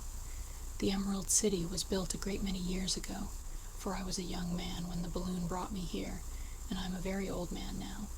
But my people have worn green glasses on their eyes so long that most of them think it really is an Emerald City, and it certainly is a beautiful place, abounding in jewels and precious metals, and every good thing that is needed to make one happy. I have been good to the people, and they like me, but ever since this palace was built I have shut myself up and would not see any of them. One of my greatest fears was the witches, for while I had no magical powers at all, I soon found out that the witches were really able to do wonderful things. There were 4 of them in this country, and they ruled the people who live in the north and south and east and west.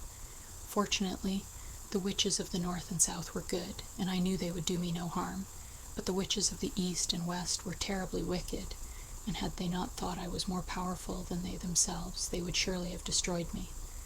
As it was, I lived in deadly fear of them for many years. So you can imagine how pleased I was when I heard your house had fallen on the wicked witch of the east. When you came to me, I was willing to promise anything if you would only do away with the other witch.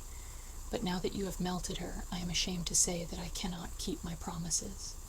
"I think you are a very bad man," said Dorothy. "Oh no, my dear. I'm really a very good man, but I'm a very bad wizard, I must admit." "Can't you give me brains?" asked the Scarecrow. "You don't need them. You are learning something every day. A baby has brains, but it doesn't know much. Experience is the only thing that brings knowledge, and the longer you are on Earth, the more experience you are sure to get." "That may all be true," said the Scarecrow, "but I shall be very unhappy unless you give me brains." The false wizard looked at him carefully. "Well," he said with a sigh, "I'm not much of a magician, as I said, but if you will come to me tomorrow morning, I will stuff your head with brains. I cannot tell you how to use them. However, you must find that out for yourself." "Oh, thank you, cried the Scarecrow. "I'll find a way to use them, never fear." "But how about my courage?" asked the Lion anxiously. "You have plenty of courage, I'm sure," answered Oz. "All you need is confidence in yourself. There is no living thing that is not afraid when it faces danger. The true courage is in facing danger when you are afraid, and that kind of courage you have in plenty." "Perhaps I have, but I'm scared just the same," said the Lion. "I shall really be very unhappy unless you give me the sort of courage that makes one forget he is afraid." "Very well, I will give you that sort of courage tomorrow," replied Oz. "How about my heart?" asked the Tin Woodman. "Why, as for that," answered Oz, "I think you are wrong to want a heart. It makes most people unhappy. If you only knew it, you are in luck not to have a heart." "That must be a matter of opinion," said the Tin Woodman. "For my part, I will bear all the unhappiness without a murmur, if you will give me the heart." "Very well," answered Oz meekly. "Come to me tomorrow, and you shall have a heart. I have played wizard for so many years that I may as well continue the part a little longer." "And now," said Dorothy, "how am I to get back to Kansas?" "We shall have to think about that," replied the little man. "Give me 2 or 3 days to consider the matter, and I'll try to find a way to carry you over the desert. In the meantime, you shall all be treated as my guests, and while you live in the palace, my people will wait upon you and obey your slightest wish. There is only one thing I ask in return for my help. Such as it is, you must keep my secret and tell no one I am a humbug." They agreed to say nothing of what they had learned, and went back to their rooms in high spirits. Even Dorothy had hoped that the great and terrible humbug, as she called him, would find a way to send her back to Kansas, and if he did, she was willing to forgive him everything. Chapter 16, The Magic Art of the Great Humbug. Next morning the Scarecrow said to his friends, "Congratulate me. I am going to Oz to get my brains at last. When I return, I shall be as other men are." "I have always liked you as you were," said Dorothy simply. "It is kind of you to like a scarecrow," he replied, "but surely you will think more of me when you hear the splendid thoughts my new brain is going to turn out." Then he said goodbye to them all in a cheerful voice and went to the throne room, where he rapped upon the door. "Come in," said Oz. The Scarecrow went in and found the little man sitting down by the window, engaged in deep thought. "I have come for my brains," remarked the Scarecrow, a little uneasily. "Oh, yes. Sit down in that chair, please," replied Oz. "You must excuse me for taking your head off, but I shall have to do it in order to put your brains in their proper place." "That's all right," said the Scarecrow. "You are quite welcome to take my head off, as long as it will be a better one when you put it on again." So the wizard unfastened his head and emptied out the straw. Then he entered the back room and took up a measure of bran, which he mixed with a great many pins and needles.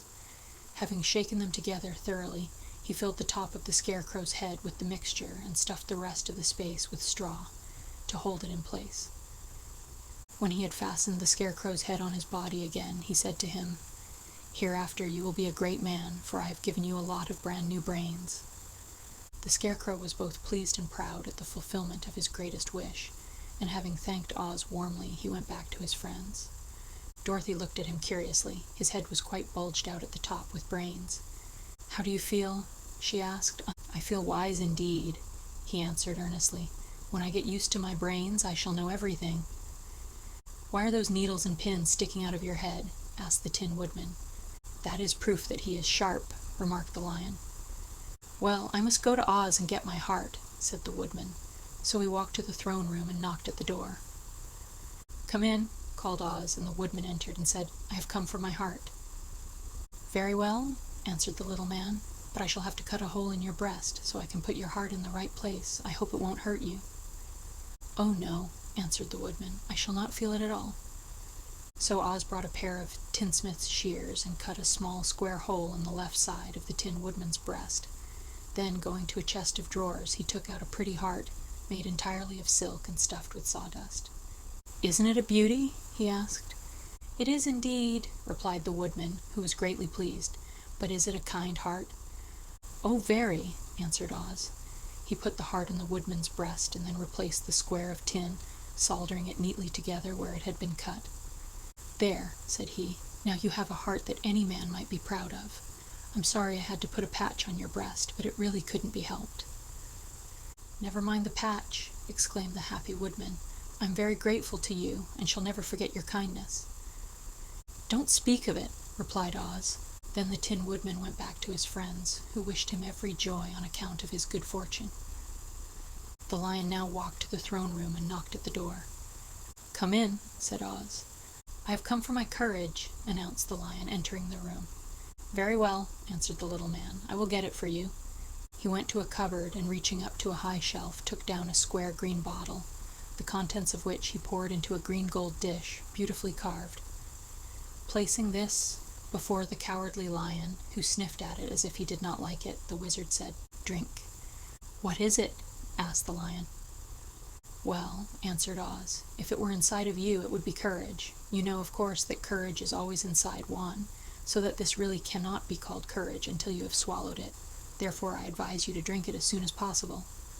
The Lion hesitated no longer, but drank till the dish was empty. "How do you feel now?" asked Oz. "Full of courage," replied the Lion, who went joyfully back to his friends to tell them of his good fortune.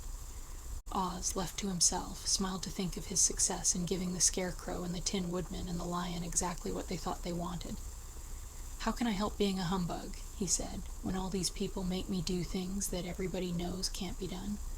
It was easy to make the Scarecrow and the Lion and the Woodman happy, because they imagined I could do anything. But it will take more than imagination to carry Dorothy back to Kansas, and I'm sure I don't know how it can be done." Chapter 17. How the Balloon Was Launched. For 3 days Dorothy heard nothing from Oz. These were sad days for the little girl, although her friends were all quite happy and contented. The Scarecrow told them there were wonderful thoughts in his head, but he would not say what they were because he knew no one could understand them but himself. When the Tin Woodman walked about, he felt his heart rattling around in his breast, and he told Dorothy he had discovered it to be a kinder and more tender heart than the one he had owned when he was made of flesh. The Lion declared he was afraid of nothing on earth, and would gladly face an army or a dozen of the fierce Kalidas. Thus each of the little party was satisfied except Dorothy, who longed more than ever to get back to Kansas. On the 4th day, to her great joy, Oz sent for her, and when she entered the throne room, he greeted her pleasantly. "Sit down, my dear. I think I've found the way to get you out of this country." "And back to Kansas?" she asked eagerly. "Well, I'm not sure about Kansas," said Oz, "for I haven't the faintest notion which way it lies. But the first thing to do is to cross the desert, and then it should be easy to find your way home." "How can I cross the desert?" she inquired. "Well, I'll tell you what I think," said the little man. "You see, when I came to this country, it was in a balloon. You also came through the air, being carried by a cyclone. So I believe the best way to get across the desert will be through the air. Now, it is quite beyond my powers to make a cyclone, but I've been thinking the matter over, and I believe I can make a balloon." "How?" asked Dorothy. "A balloon," said Oz, "is made of silk, which is coated with glue to keep the gas in it. I have plenty of silk in the palace, so it will be no trouble to make the balloon. But in all this country there is no gas to fill the balloon with, to make it float." "If it won't float," remarked Dorothy, "it will be of no use to us." "True," answered Oz, "but there is another way to make it float, which is to fill it with hot air. Hot air isn't as good as gas, for if the air should get cold, the balloon would come down in the desert, and we should be lost." "We!" exclaimed the girl. "Are you going with me?" "Yes, of course," replied Oz. "I'm tired of being such a humbug. If I should go out of this palace, my people would soon discover I am not a wizard, and then they would be vexed with me for having deceived them. So I have to stay shut up in these rooms all day, and it gets tiresome. I'd much rather go back to Kansas with you and be in a circus again." "I shall be glad to have your company," said Dorothy. "Thank you," he answered. "Now, if you will help me sew the silk together, we will begin to work on our balloon." So Dorothy took a needle and thread, and as fast as Oz cut the strips of silk into proper shape, the girl sewed them neatly together. First there was a strip of light green silk, then a strip of dark green, and then a strip of emerald green, for Oz had a fancy to make the balloon in different shades of the color about them.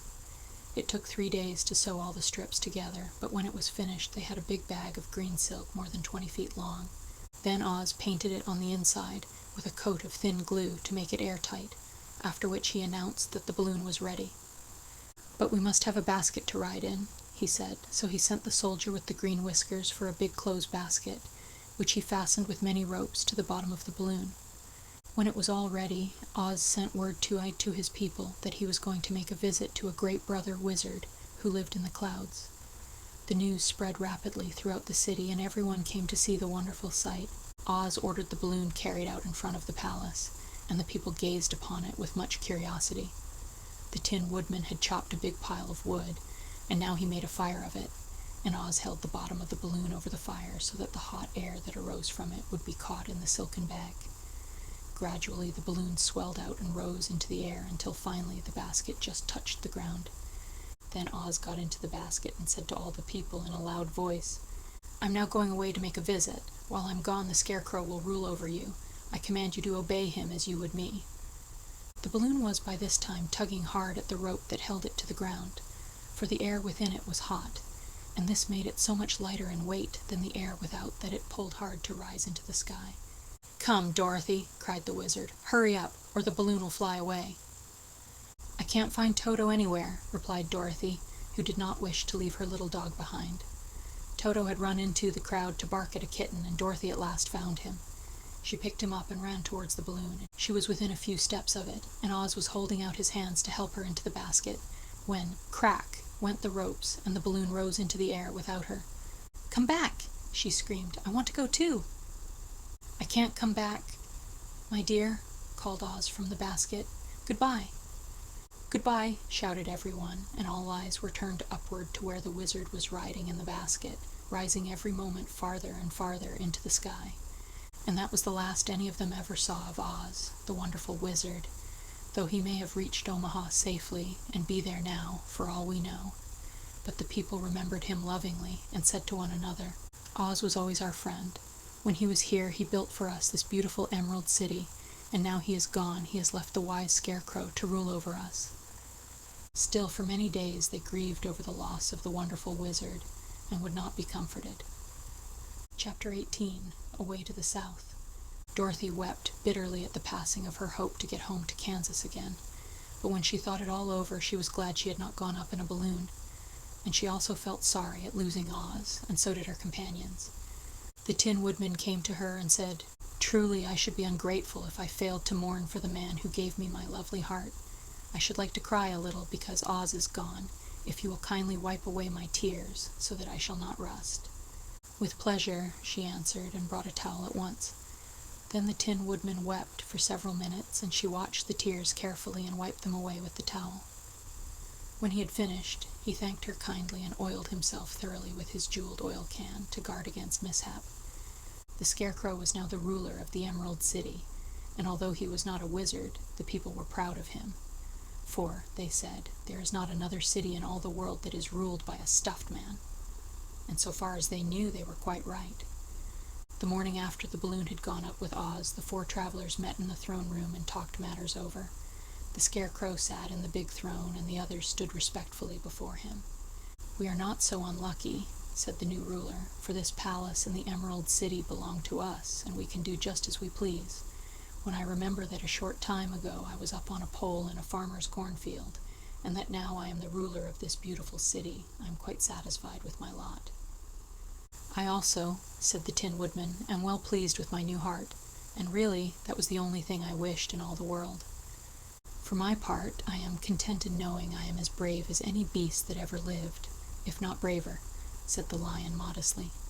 "If Dorothy would only be contented to live in the Emerald City," continued the Scarecrow, "we might all be happy together." "But I don't want to live here," cried Dorothy. "I want to go to Kansas and live with Aunt Em and Uncle Henry." "Well, then, what can be done?" inquired the Woodman. The Scarecrow decided to think, and he thought so hard that the pins and needles began to stick out of his brains. Finally he said, "Why not call the winged monkeys and ask them to carry you over the desert?" "I never thought of that," said Dorothy joyfully. "It's just the thing. I'll go at once for the golden cap." When she brought it into the throne room, she spoke the magic words, and soon the band of winged monkeys flew in through the open window and stood beside her. "This is the second time you have called us," said the Monkey King, bowing before the little girl. "What do you wish?" "I want you to fly with me to Kansas," said Dorothy, but the Monkey King shook his head. "That cannot be done," he said. "We belong to this country alone and cannot leave it. There has never been a winged monkey in Kansas yet, and I suppose there never will be, for they don't belong there. We shall be glad to serve you in any way in our power, but we cannot cross the desert. Goodbye." And with another bow, the Monkey King spread his wings and flew away through the window, followed by all his band. Dorothy was ready to cry with disappointment. "I have wasted the charm of the golden cap to no purpose," she said, "for the winged monkeys cannot help me." "It is certainly too bad," said the tender-hearted Woodman. The Scarecrow was thinking again, and his head bulged out so horribly that Dorothy feared it would burst. "Let us call in the soldier with the green whiskers," he said, "and ask his advice." So the soldier was summoned and entered the throne room timidly, for while Oz was alive, he never was allowed to come farther than the door. "This little girl," said the Scarecrow to the soldier, "wishes to cross the desert. How can she do so?" "I cannot tell," answered the soldier, "for nobody has ever crossed the desert, unless it is Oz himself." "Is there no one who can help me?" asked Dorothy earnestly. "Glinda might," he suggested. "Who is Glinda?" inquired the Scarecrow. "The Witch of the South. She is the most powerful of all the witches and rules over the Quadlings. Besides, her castle stands on the edge of the desert, so she may know a way to cross it." "Glinda is a good witch, isn't she?" asked the child. "The Quadlings think she's good," said the soldier, "and she is kind to everyone. I have heard that Glinda is a beautiful woman who knows how to keep young in spite of the many years she has lived." "How can I get to her castle?" asked Dorothy.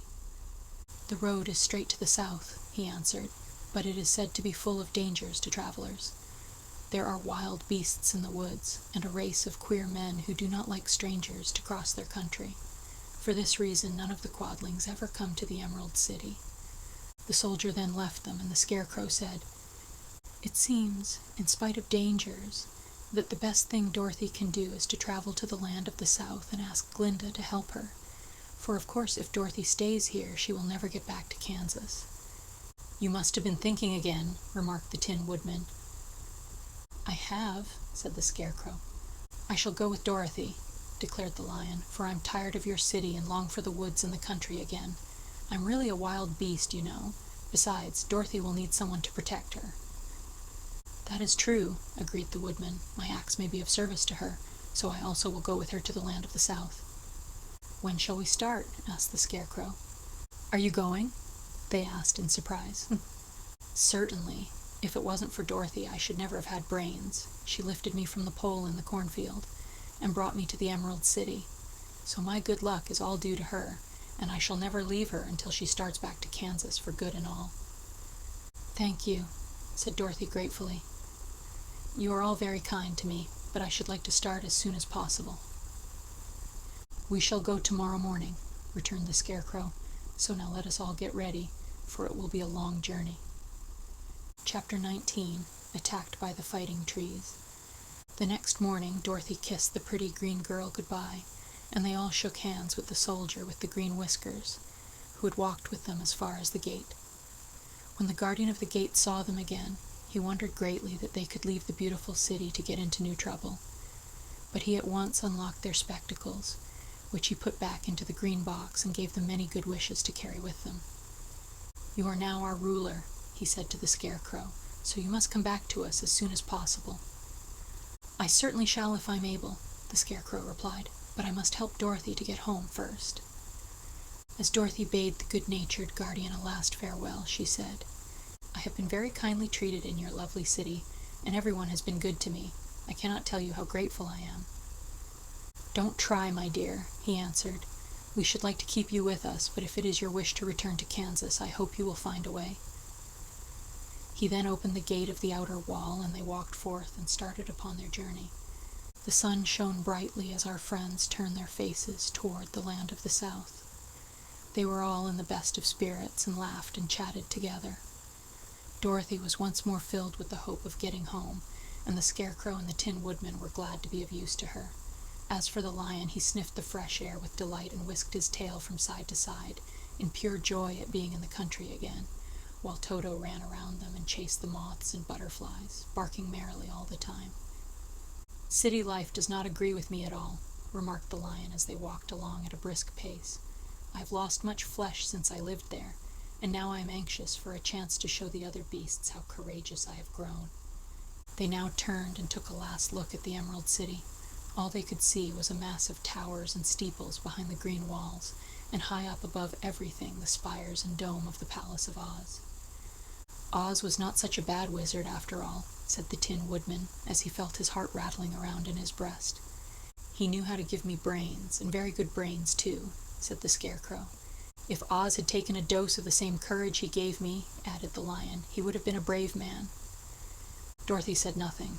Oz had not kept the promise he made her, but he had done his best, so she forgave him. As he said, he was a good man, even if he was a bad wizard. The first day's journey was through the green fields and bright flowers that stretched about the Emerald City on every side. They slept that night on the grass, with nothing but the stars over them, and they rested very well indeed. In the morning they traveled on until they came to a thick wood. There was no way of going around it, for it seemed to extend to the right and left as far as they could see, and besides, they did not dare change the direction of their journey for fear of getting lost. So they looked for the place where it would be easiest to get into the forest. The Scarecrow, who was in the lead, finally discovered a big tree with such wide-spreading branches that there was room for the party to pass underneath. So he walked forward to the tree, but just as he came under the first branches, they bent down and twined around him, and the next minute he was raised from the ground and flung headlong among his fellow travelers. This did not hurt the Scarecrow, but it surprised him, and he looked rather dizzy when Dorothy picked him up. "Here's another space between the trees," called the lion. "Let me try it first," said the Scarecrow, "for it doesn't hurt me to get thrown about." He walked up to another tree as he spoke, but its branches immediately seized him and tossed him back again. "This is strange," exclaimed Dorothy. "What shall we do?" "The trees seem to have made up their minds to fight us and stop our journey," remarked the lion. "I believe I will try it myself," said the Woodman, and shouldering his axe, he marched up to the first tree that had handled the Scarecrow so roughly. When a big branch bent down to seize him, the Woodman chopped at it so fiercely that he cut it in two. At once the tree began shaking all its branches as if in pain, and the Tin Woodman passed safely under it. "Come on," he shouted to the others. "Be quick!" They all ran forward and passed under the tree without injury, except Toto, who was caught by a small branch and shaken until he howled. But the woodman promptly chopped off the branch and set the little dog free. The other trees of the forest did nothing to keep them back, so they made up their minds that only the first row of trees could bend down their branches, and that probably these were the policemen of the forest, and given this wonderful power in order to keep strangers out of it. The 4 travelers walked with ease through the trees until they came to the farther edge of the wood. Then, to their surprise, they found before them a high wall which seemed to be made of white china. It was smooth, like the surface of a dish, and higher than their heads. "What shall we do now?" asked Dorothy. "I will make a ladder," said the Tin Woodman, "for we certainly must climb over the wall." Chapter 20. The Dainty China Country. While the woodman was making a ladder from wood which he found in the forest, Dorothy lay down and slept, for she was tired by the long walk. The lion also curled himself up to sleep, and Toto lay beside him. The Scarecrow watched the woodman while he worked, and said to him, "I cannot think why this wall is here, nor what it is made of." "Rest your brains, and do not worry about the wall," replied the woodman. "When we have climbed over it, we shall know what is on the other side." After a time the ladder was finished. It looked clumsy, but the Tin Woodman was sure it was strong and would answer their purpose.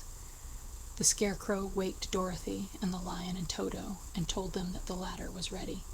The Scarecrow climbed up the ladder first, but he was so awkward that Dorothy had to follow close behind and keep him from falling off. When he got his head over the top of the wall, the Scarecrow said, "Oh my!" "Go on," exclaimed Dorothy. So the Scarecrow climbed farther up and sat down on the top of the wall, and Dorothy put her head over and cried, "Oh my!" just as the Scarecrow had done. Then Toto came up and immediately began to bark, but Dorothy made him be still. The lion climbed the ladder next, and the Tin Woodman came last, but both of them cried, "Oh my!" as soon as they looked over the wall. When they were all sitting in a row on the top of the wall, they looked down and saw a strange sight. Before them was a great stretch of country, having a floor as smooth and shining and white as the bottom of a big platter. Scattered around were many houses made entirely of china, and painted in the brightest colors. These houses were quite small, the biggest of them reaching only as high as Dorothy's waist. There were also pretty little barns with china fences around them, and many cows and sheep and horses and pigs and chickens, all made of china, were standing about in groups. But the strangest of all were the people who lived in this queer country.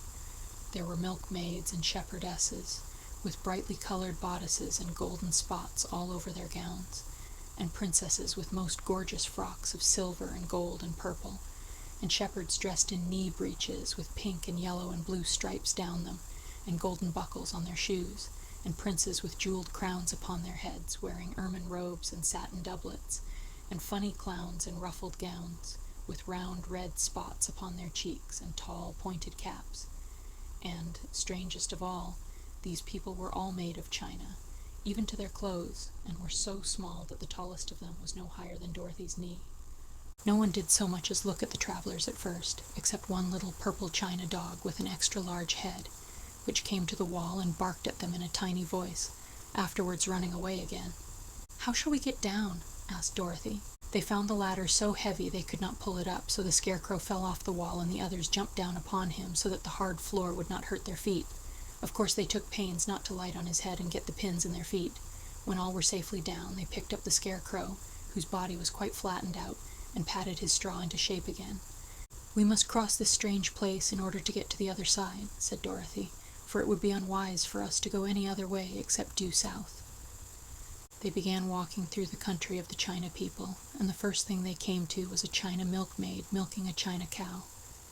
As they drew near, the cow suddenly gave a kick and kicked over the stool, the pail, and even the milkmaid herself, and all fell on the china ground with a great clatter. Dorothy was shocked to see that the cow had broken her leg off, and that the pail was lying in several small pieces, while the poor milkmaid had a nick in her left elbow. "There!" cried the milkmaid angrily. "See what you have done? My cow has broken her leg, and I must take her to the mender's shop and have it glued on again.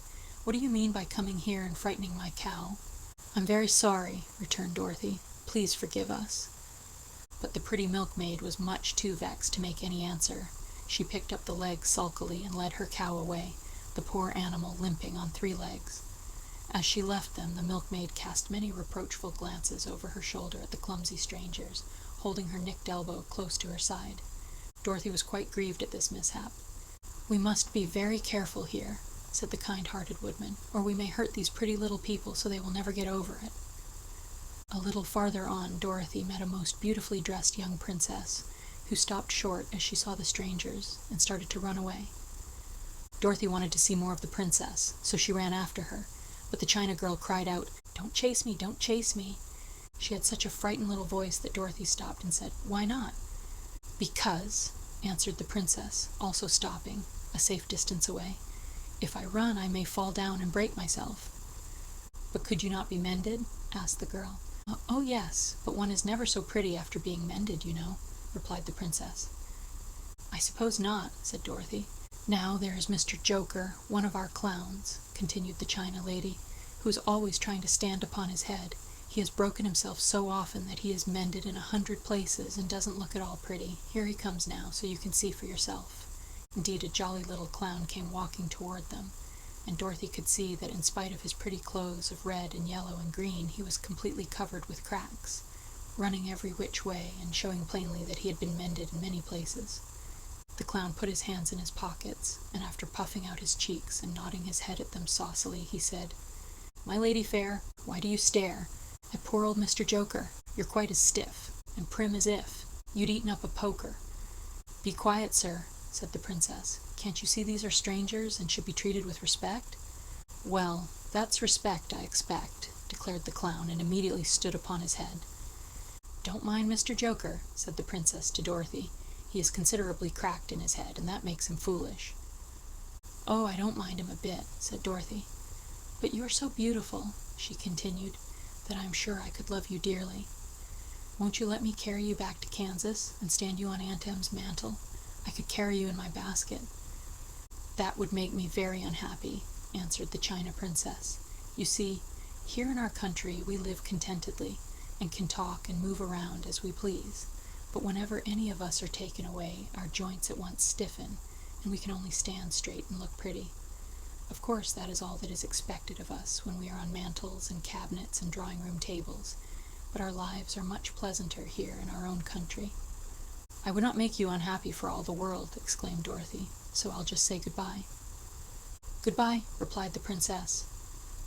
They walked carefully through the China country. The little animals and all the people scampered out of their way, fearing the strangers would break them, and after an hour or so the travelers reached the other side of the country and came to another China wall. It was not so high as the first, however, and by standing upon the lion's back they all managed to scramble to the top. Then the lion gathered his legs under him and jumped on the wall, but just as he jumped he upset a china church with his tail and smashed it all to pieces. "That was too bad," said Dorothy, "but really I think we were lucky in not doing these little people more harm than breaking a cow's leg in a church. They are all so brittle." "They are indeed," said the Scarecrow, "and I am thankful I am made of straw and cannot be easily damaged. There are worse things in the world than being a scarecrow." Chapter 21. The Lion Becomes the King of Beasts. After climbing down from the China wall, the travelers found themselves in a disagreeable country, full of bogs and marshes, and covered with tall, rank grass. It was difficult to walk without falling into muddy holes, for the grass was so thick that it hid them from sight. However, by carefully picking their way, they got safely along until they reached solid ground. But here the country seemed wilder than ever, and after a long and tiresome walk through the underbrush, they entered another forest, where the trees were bigger and older than any they had ever seen. "This forest is perfectly delightful," declared the lion, looking around him with joy. "Never have I seen a more beautiful place." "It seems gloomy," said the Scarecrow. "Not a bit of it," answered the lion. "I should like to live here all my life. See how soft the dried leaves are under your feet, and how rich and green the moss is that clings to these old trees. Surely no wild beast could wish a pleasanter home." "Perhaps there are wild beasts in the forest now," said Dorothy. "I suppose there are," returned the lion, "but I do not see any of them about." They walked through the forest until it became too dark to go any farther. Dorothy and Toto and the lion lay down to sleep, while the woodman and the Scarecrow kept watch over them as usual. When morning came, they started again. Before they had gone far, they heard a low rumble, as of the growling of many wild animals. Toto whimpered a little, but none of the others was frightened, and they kept along the well-trodden path until they came to an opening in the wood, in which were gathered hundreds of beasts of every variety. There were tigers, and elephants, and bears, and wolves, and foxes, and all the others in the natural history, and for a moment Dorothy was afraid. But the lion explained that the animals were holding a meeting, and he judged by their snarling and growling that they were in great trouble. As he spoke, several of the beasts caught sight of him, and at once the great assemblage hushed as if by magic. The biggest of the tigers came up to the lion and bowed, saying, "Welcome, O King of Beasts. You have come in good time to fight our enemy and bring peace to all the animals of the forest once more." "What is your trouble?" asked the lion quietly. "We are all threatened," answered the tiger, "by a fierce enemy which has lately come into this forest. It is a most tremendous monster, like a great spider, with a body as big as an elephant and legs as long as a tree trunk. It has 8 of these long legs, and as the monster crawls through the forest, he seizes an animal with a leg and drags it to his mouth, where he eats it as a spider does a fly. Not one of us is safe while this fierce creature is alive, and we had called a meeting to decide how to take care of ourselves when you came among us." The lion thought for a moment. "Are there any other lions in this forest?" he asked. "No, there were some, but the monster has eaten them all, and besides, they were none of them nearly so large and brave as you. If I put an end to your enemy, will you bow down to me and obey me as king of the forest?" inquired the lion. "We will do that gladly," returned the tiger, and all the other beasts roared with a mighty roar. "We will." "Where is this great spider of yours now?" asked the lion.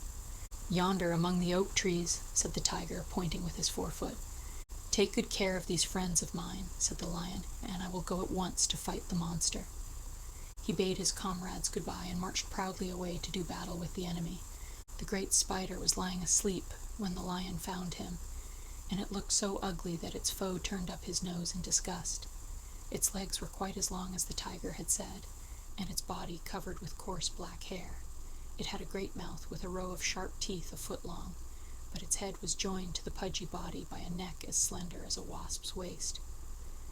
This gave the lion a hint of the best way to attack the creature, and as he knew it was easier to fight it asleep than awake, he gave a great spring and landed directly upon the monster's back. Then, with one blow of his heavy paw, all armed with sharp claws, he knocked the spider's head from its body. Jumping down, he watched it until the long legs stopped wiggling, when he knew it was quite dead. The lion went back to the opening where the beasts of the forest were waiting for him and said proudly, "You need fear your enemy no longer." Then the beasts bowed down to the lion as their king, and he promised to come back and rule over them as soon as Dorothy was safely on her way to Kansas. Chapter 22. The Country of the Quadlings. The 4 travelers passed through the rest of the forest in safety, and when they came out from its gloom saw before them a steep hill, covered from top to bottom with great pieces of rock. "That will be a hard climb," said the Scarecrow, "but we must get over the hill nevertheless." So he led the way, and the others followed. They had nearly reached the first rock when they heard a rough voice cry out, "Keep back!" "Who are you?" asked the Scarecrow. Then a head showed itself over the rock, and the same voice said, "This hill belongs to us, and we don't allow anyone to cross it." "But we must cross it," said the Scarecrow. "We're going to the country of the Quadlings." "But you shall not," replied the voice, and there stepped from behind the rock the strangest man the travelers had ever seen. He was quite short and stout, and had a big head, which was flat at the top and supported by a thick neck full of wrinkles. But he had no arms at all, and seeing this, the Scarecrow did not fear that so helpless a creature could prevent them from climbing the hill. So he said, "I'm sorry not to do as you wish, but we must pass over your hill whether you like it or not." And he walked boldly forward. As quick as lightning the man's head shot forward, and his neck stretched out until the top of the head, where it was flat, struck the Scarecrow in the middle and sent him tumbling over and over down the hill. Almost as quickly as it came, the head went back to the body, and the man laughed harshly as he said, "It isn't as easy as you think."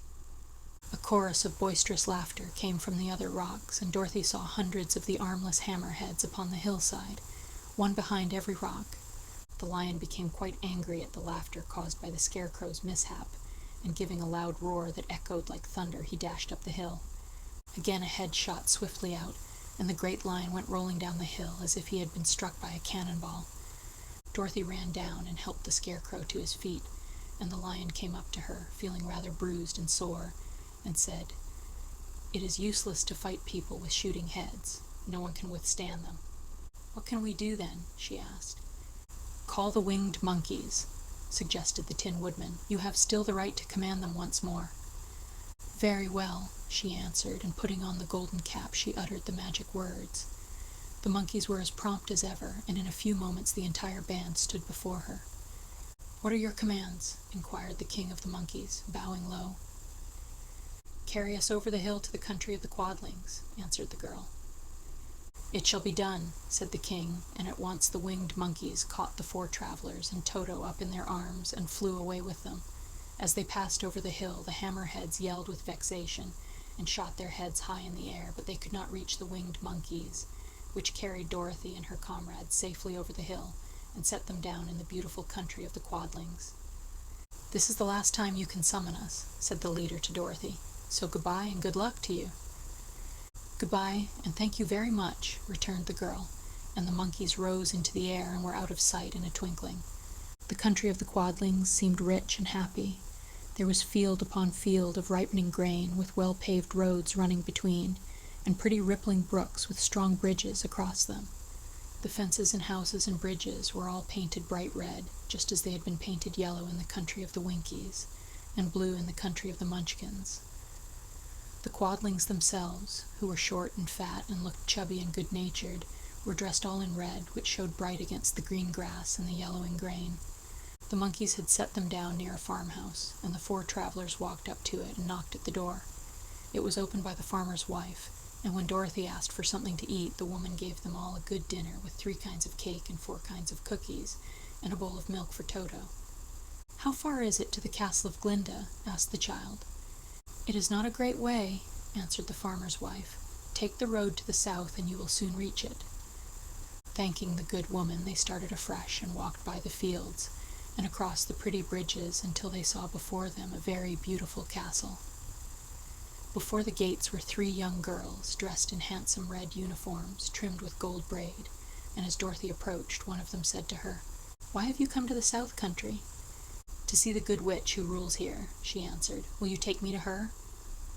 "Let me have your name, and I will ask Glinda if she will receive you." They told who they were, and the girl soldier went into the castle. After a few moments she came back to say that Dorothy and the others were to be admitted at once. Chapter 23, Glinda the Good Witch Grants Dorothy's Wish. Before they went to see Glinda, however, they were taken to a room of the castle, where Dorothy washed her face and combed her hair, and the lion shook the dust out of his mane, and the Scarecrow patted himself into his best shape, and the Woodman polished his tin and oiled his joints. When they were all quite presentable, they followed the soldier girl into a big room where the witch Glinda sat upon a throne of rubies.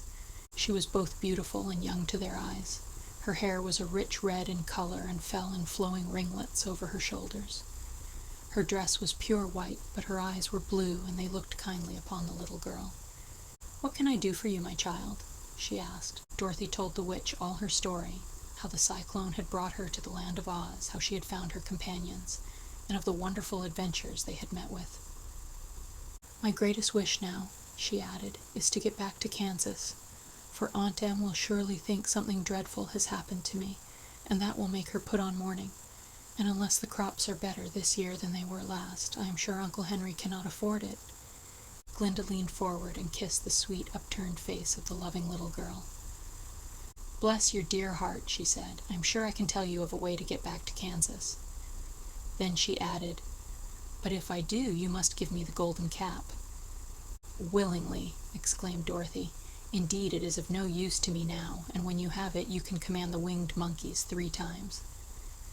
"And I think I shall need their service just those 3 times," answered Glinda, smiling. Dorothy then gave her the golden cap, and the witch said to the Scarecrow, "What will you do when Dorothy has left us?" "I will return to the Emerald City," he replied, "for Oz has made me its ruler, and the people like me. The only thing that worries me is how to cross the hill of the Hammerheads."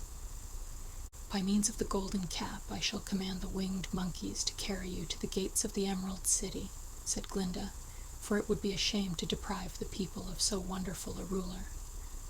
"Am I really wonderful?" asked the Scarecrow. "You're unusual," replied Glinda. Turning to the Tin Woodman, she asked, "What will become of you when Dorothy leaves this country?" He leaned on his axe and thought a moment. Then he said, "The Winkies were very kind to me, and wanted me to rule over them after the Wicked Witch died. I am fond of the Winkies, and if I could get back again to the country of the West, I should like nothing better than to rule over them forever." "My second command to the winged monkeys," said Glinda, "will be that they carry you safely to the land of the Winkies. Your brain may not be so large to look at as those of the Scarecrow, but you are really brighter than he is, when you are well polished, and I am sure you will rule the Winkies wisely and well." Then the witch looked at the big, shaggy lion and asked, "When Dorothy has returned to her own home, what will become of you?" "Over the hill of the Hammerheads," he answered, "lies a grand old forest, and all the beasts that live there have made me their king. If I could only get back to this forest, I would pass my life very happily there." "My third command to the winged monkeys," said Glinda, "shall be to carry you to your forest. Then, having used up the powers of the golden cap, I shall give it to the king of the monkeys, that he and his band may thereafter be free forevermore." The Scarecrow and the Tin Woodman and the lion now thanked the good witch earnestly for her kindness, and Dorothy exclaimed, "You are certainly as good as you are beautiful, but you have not yet told me how to get back to Kansas." "Your silver shoes will carry you over the desert," replied Glinda. "If you had known their power, you could have gone back to your Aunt Em the very first day you came to this country." "But then I should not have had my wonderful brains," cried the Scarecrow. "I might have passed my whole life in the farmer's cornfield."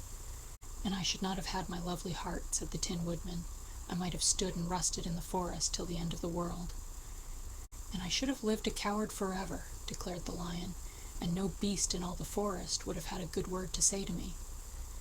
"This is all true," said Dorothy, "and I'm glad I was of use to these good friends. But now that each of them has had what he most desired, and each is happy in having a kingdom to rule besides, I think I should like to go back to Kansas." "The silver shoes," said the good witch, "have wonderful powers, and one of the most curious things about them is that they can carry you to any place in the world in 3 steps, and each step will be made in the wink of an eye. All you have to do is to knock the heels together 3 times and command the shoes to carry you wherever you wish to go." "If that is so," said the child joyfully, "I will ask them to carry me back to Kansas at once." She threw her arms around the lion's neck and kissed him, patting his big head tenderly. Then she kissed the Tin Woodman, who was weeping in a way most dangerous to his joints. But she hugged the soft, stuffed body of the Scarecrow in her arms instead of kissing his painted face, and found she was crying herself at this sorrowful parting from her loving comrades. Glinda the Good stepped down from her ruby throne to give the little girl a goodbye kiss, and Dorothy thanked her for all the kindness she had shown to her friends and herself. Dorothy now took Toto up solemnly in her arms, and having said one last goodbye, she clapped the heels of her shoes together 3 times, saying, "Take me home to Aunt Em." Instantly she was whirling through the air, so swiftly that all she could see or feel was the wind whistling past her ears. The silver shoes took but 3 steps, and then she stopped so suddenly that she rolled over upon the grass several times before she knew where she was. At length, however, she sat up and looked about her. "Good gracious!" she cried, for she was sitting on the broad Kansas prairie, and just before her was the new farmhouse Uncle Henry built, after the cyclone had carried away the old one. Uncle Henry was milking the cows in the barnyard, and Toto had jumped out of her arms and was running toward the barn, barking furiously. Dorothy stood up and found she was in her stocking feet, for the silver shoes had fallen off in her flight through the air and were lost forever in the desert. Chapter 24. Home again. Aunt Em had just come out of the house to water the cabbages when she looked up and saw Dorothy running toward her. "My darling child," she cried, folding the little girl in her arms and covering her face with kisses. "Where in the world did you come from?" "From the land of Oz," said Dorothy gravely, "and here's Toto, too. And oh, Aunt Em, I'm so glad to be at home again.